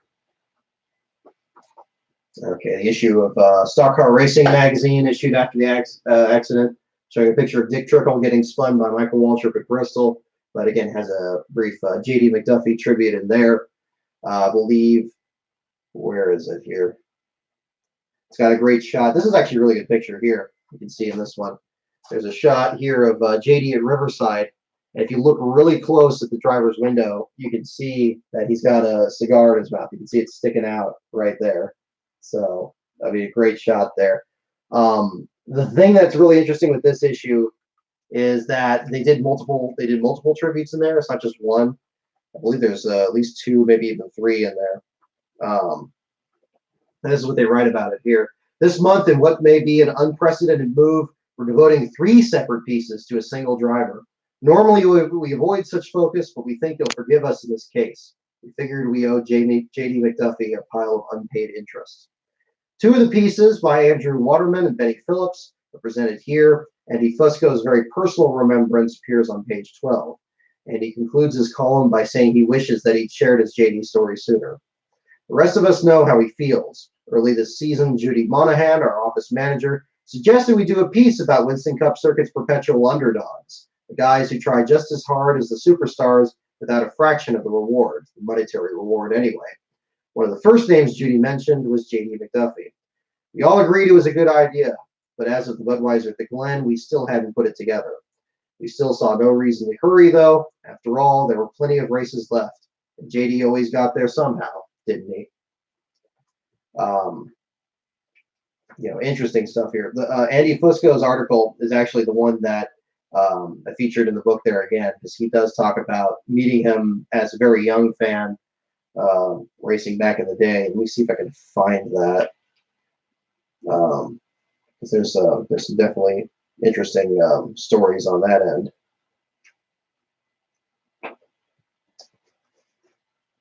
Let's see. Yeah, there we go. Let's see. Okay. I hope I'm not keeping you guys too long on this. If you guys, if this is too much for you guys, you can tap out. That's for sure. We got the call already on this, but for those of you who are interested, I'll stick along here as long as you guys are interested in the stuff here. But just kind of sharing again some more of this information for today. A little different for the disqualification show this week, but yeah. Let's see. Well, let me read this off. I think this will actually. I'm going to save this to the end. I'm going to save this to the end. I think this will be a good one to wrap up with. Let me put a post-it in there, and we'll do that. But yeah, because I want to show this here first of all. So this was a collection. I mentioned photographs and negatives earlier. So this right here, this was the big part of that. Big binder of photos and negatives from the Demers family from the years they followed. So years that the Demers wanted to get closer into Winston Cup racing. They weren't media types or anything like that. They just had their auto parts shop. They didn't have the big money to sponsor a big money team, but they had enough that they could help. They wanted to help out with J.D. McDuffie, so they scrapped stuff together there and got sponsor licenses. This allowed them to get good access to the team, and luckily they had the foresight to take a lot of pictures. And most of the pictures that are in the book, not all though, certainly Charlie Birch's pictures, Wilbur Thomas's pictures, and several other people that collections of the years are in the book. But Demir's collection here is really interesting, and this is a big part of it. Let me put this back over here carefully. There we go. Okay, so when I opened this immediately, the first thing that stood out were all these little pictures here. And among these, again, you see the shots from JD working on the car the morning of the accident. And I believe in this stack, I shared some of these. One of them should be the one from there. There it is right there. The big shot that I have of JD's car from Watkins Glen in 1991 on the grid, that was the first time I'd ever seen that car in color before the accident. And it's just this little 4x6, I think 4x6, maybe 5x7 of the car right there. And just a great shot. If you've seen on like my feed and everything, I have a much bigger version that's blown up. But there's the original right there. And it was just sitting loose just in the front of this binder here. Probably didn't think anything of it.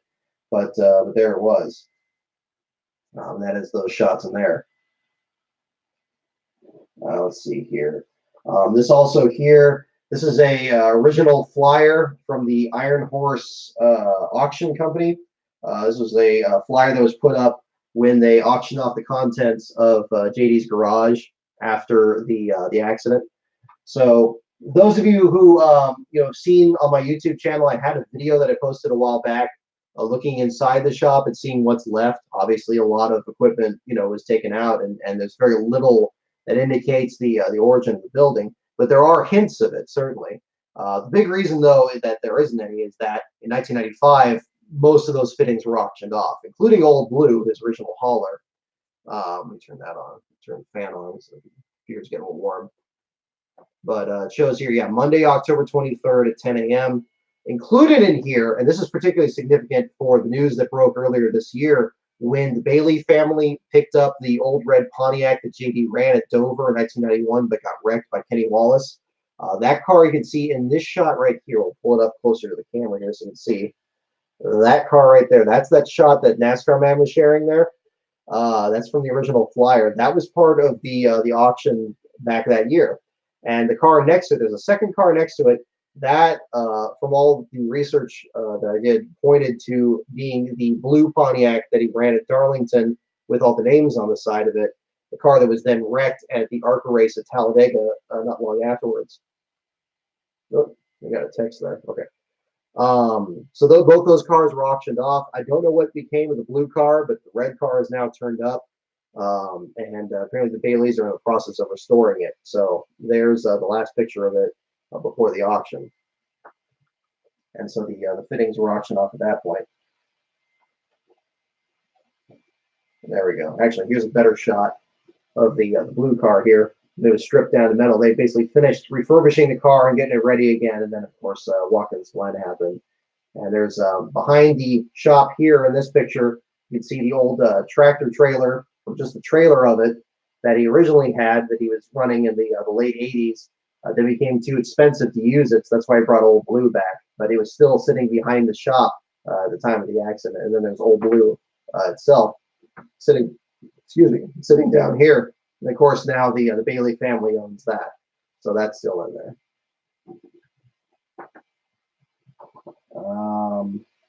Let's see, but yeah. So this binder right here. Let me get this showed up. Here we go. Okay, it still shows up in the shot, all right. Oop, it's got some loose pictures in here. So different shots from over the years. There's the Dover car again before the accident with Kenny. Other shots here. These are postcards mostly. At different years. Again, another shot of the Dover car. Oop, make sure it all stays in there.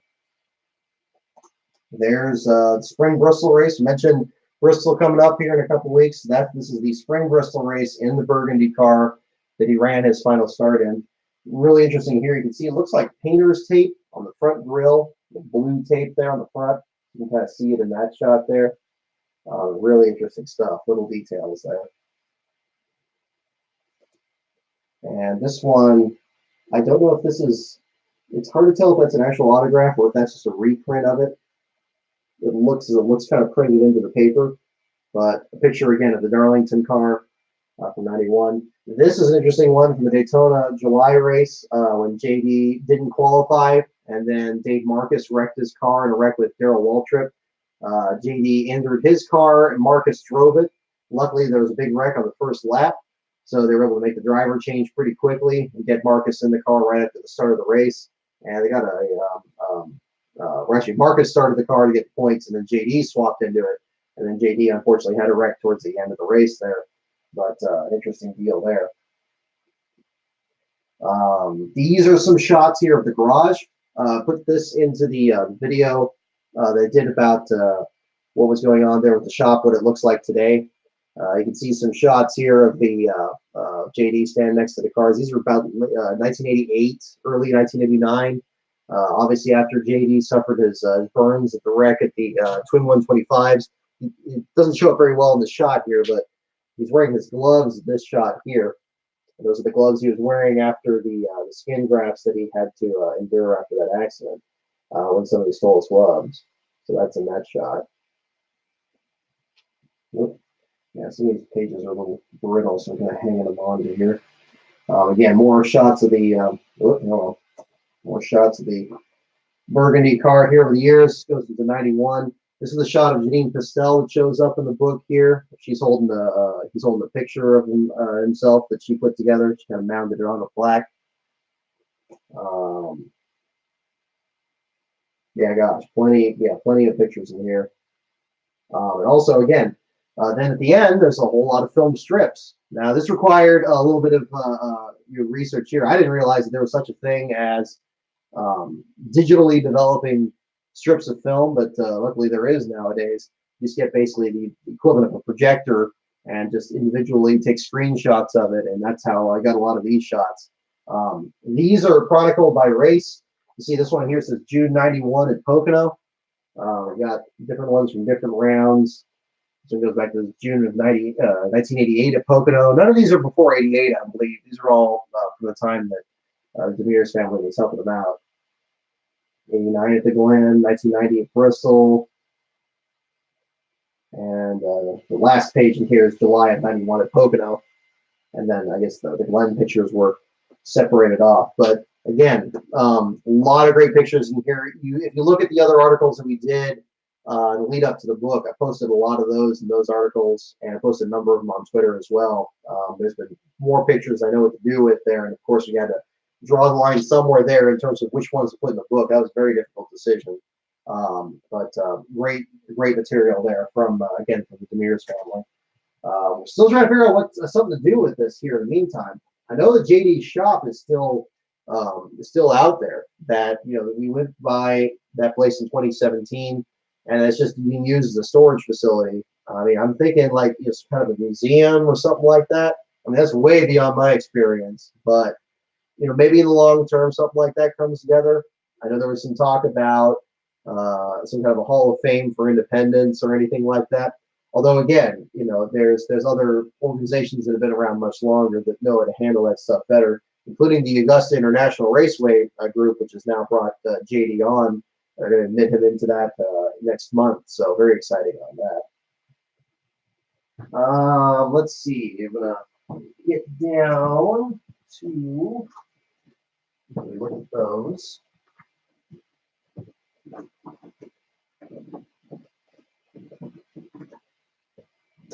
Yeah, and mostly, the rest here. Yeah, just articles from here.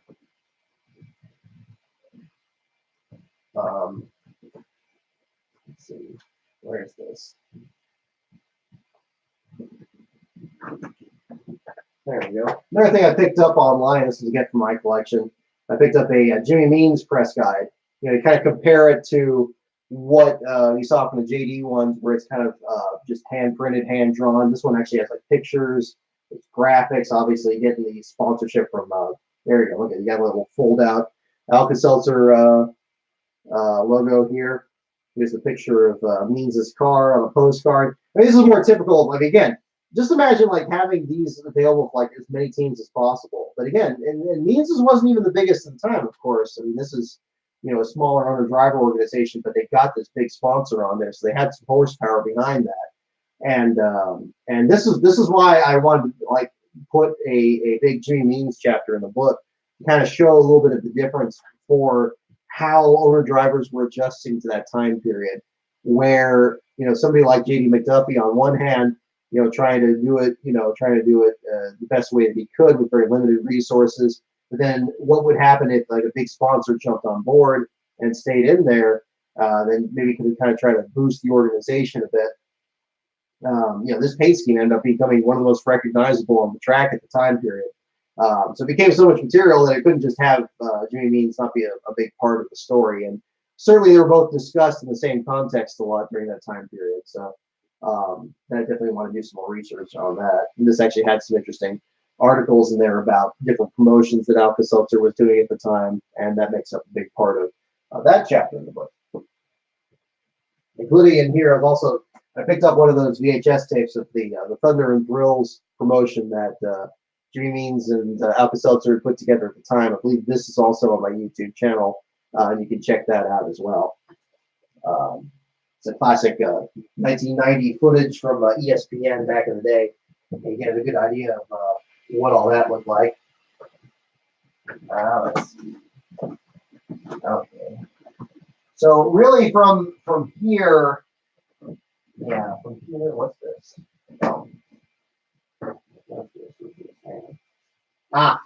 Okay, here's another one.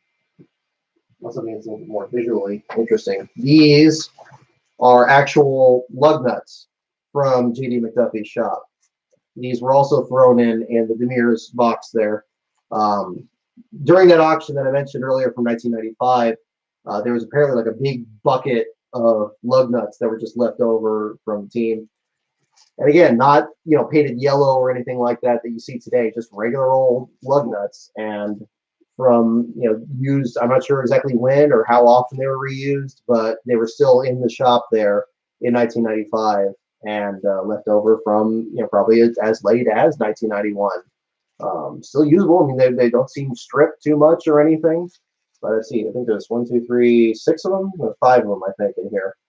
So again, interesting. I mean, when you see the physical representations of all this, it really makes you think when like what race were these used on? Like when were these actually put on there? Was he using an air gun, or was it even like hand tightened on there? I mean, those are the kind of things you wonder. So there's that.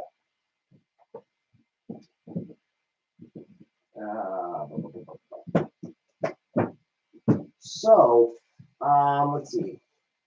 So that's about it in terms of like the materials there I have from the JD deal there. So that's a lot. I mean, that's a lot of the stuff there, and that's so again, we kind of keep that on hand there. Most of that stuff again is Mike and Leslie Demir's collection. I'm still working out with them like what we want to do with that and everything. I mean, I'm perfectly ready to ship it back to them if they want it there. I just haven't been able to get them on the line, and we're trying to work out something about some safe way to preserve it. NASCAR Hall of Fame is always an option, I would imagine, I would hope. But it seems like there needs to be something, more special done with that. I don't know what that is, but it's certainly not, in my store, in my storage locker. I'd rather they be in, some place where people can see them and share them and everything like that. So we are working on that. I've had to kind of juggle that a bit with the next book that I'm working on, which is going to be have similar elements to the JD book, but it's still different. But I hope that similar materials to this will come to light that are going to make that very good, and we'll have more information on that coming up. So let me put this over here.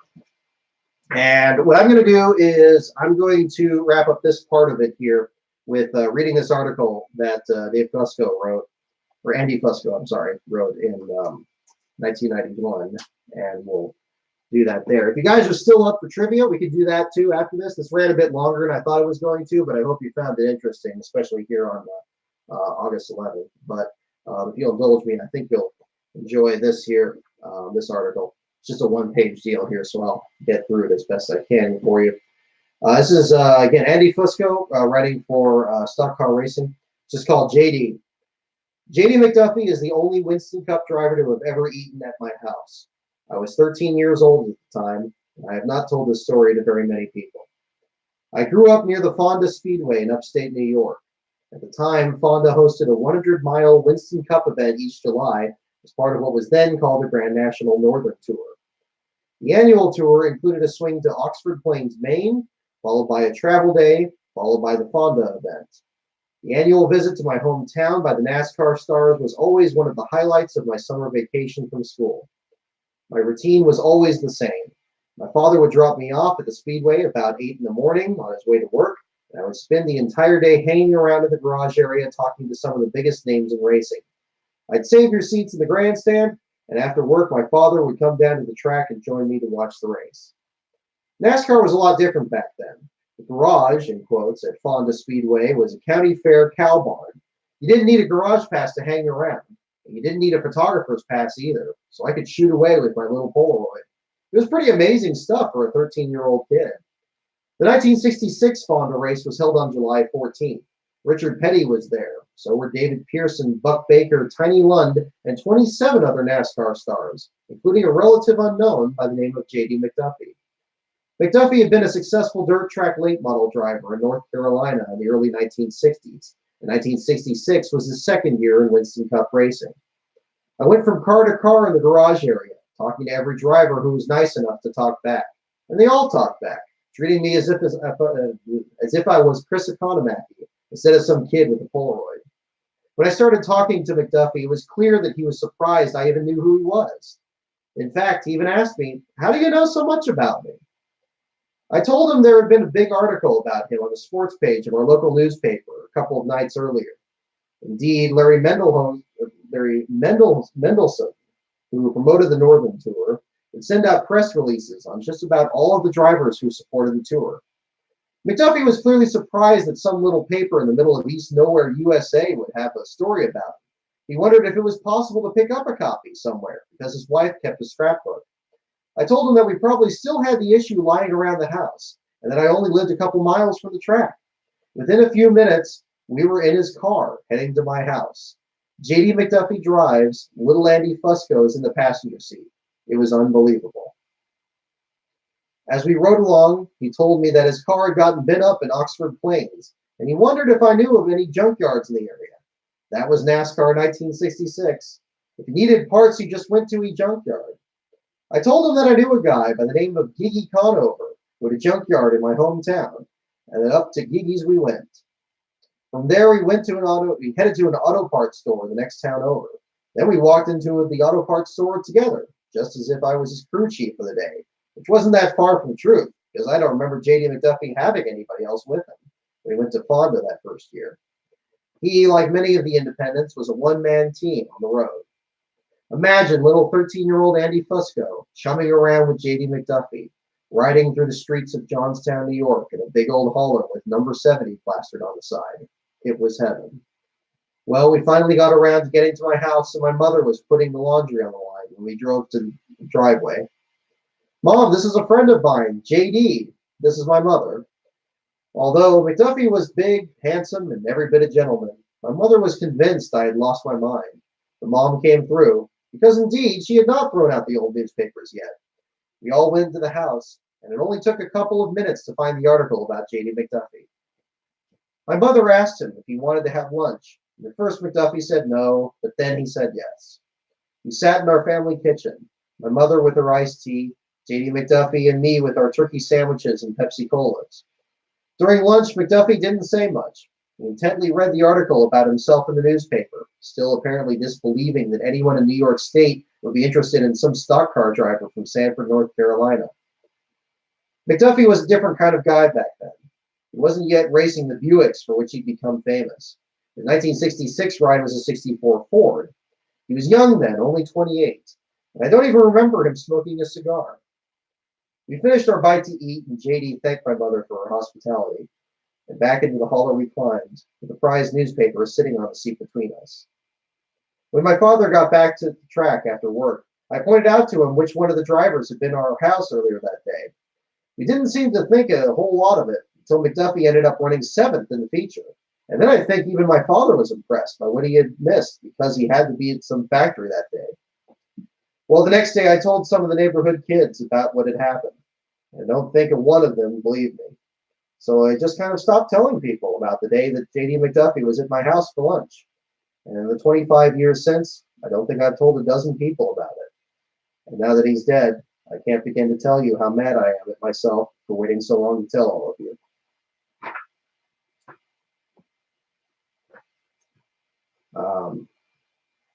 Yeah, that about says it right there.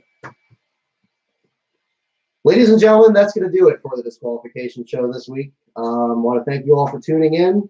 At LastCarOnBrock is the Twitter. Patreon.com/LastCarOnBrock is the Patreon. LastCarOnInfo is the website. We'll have the articles up for Michigan and Mid-Ohio either later tonight or sometime tomorrow. But until then, Godspeed, JD.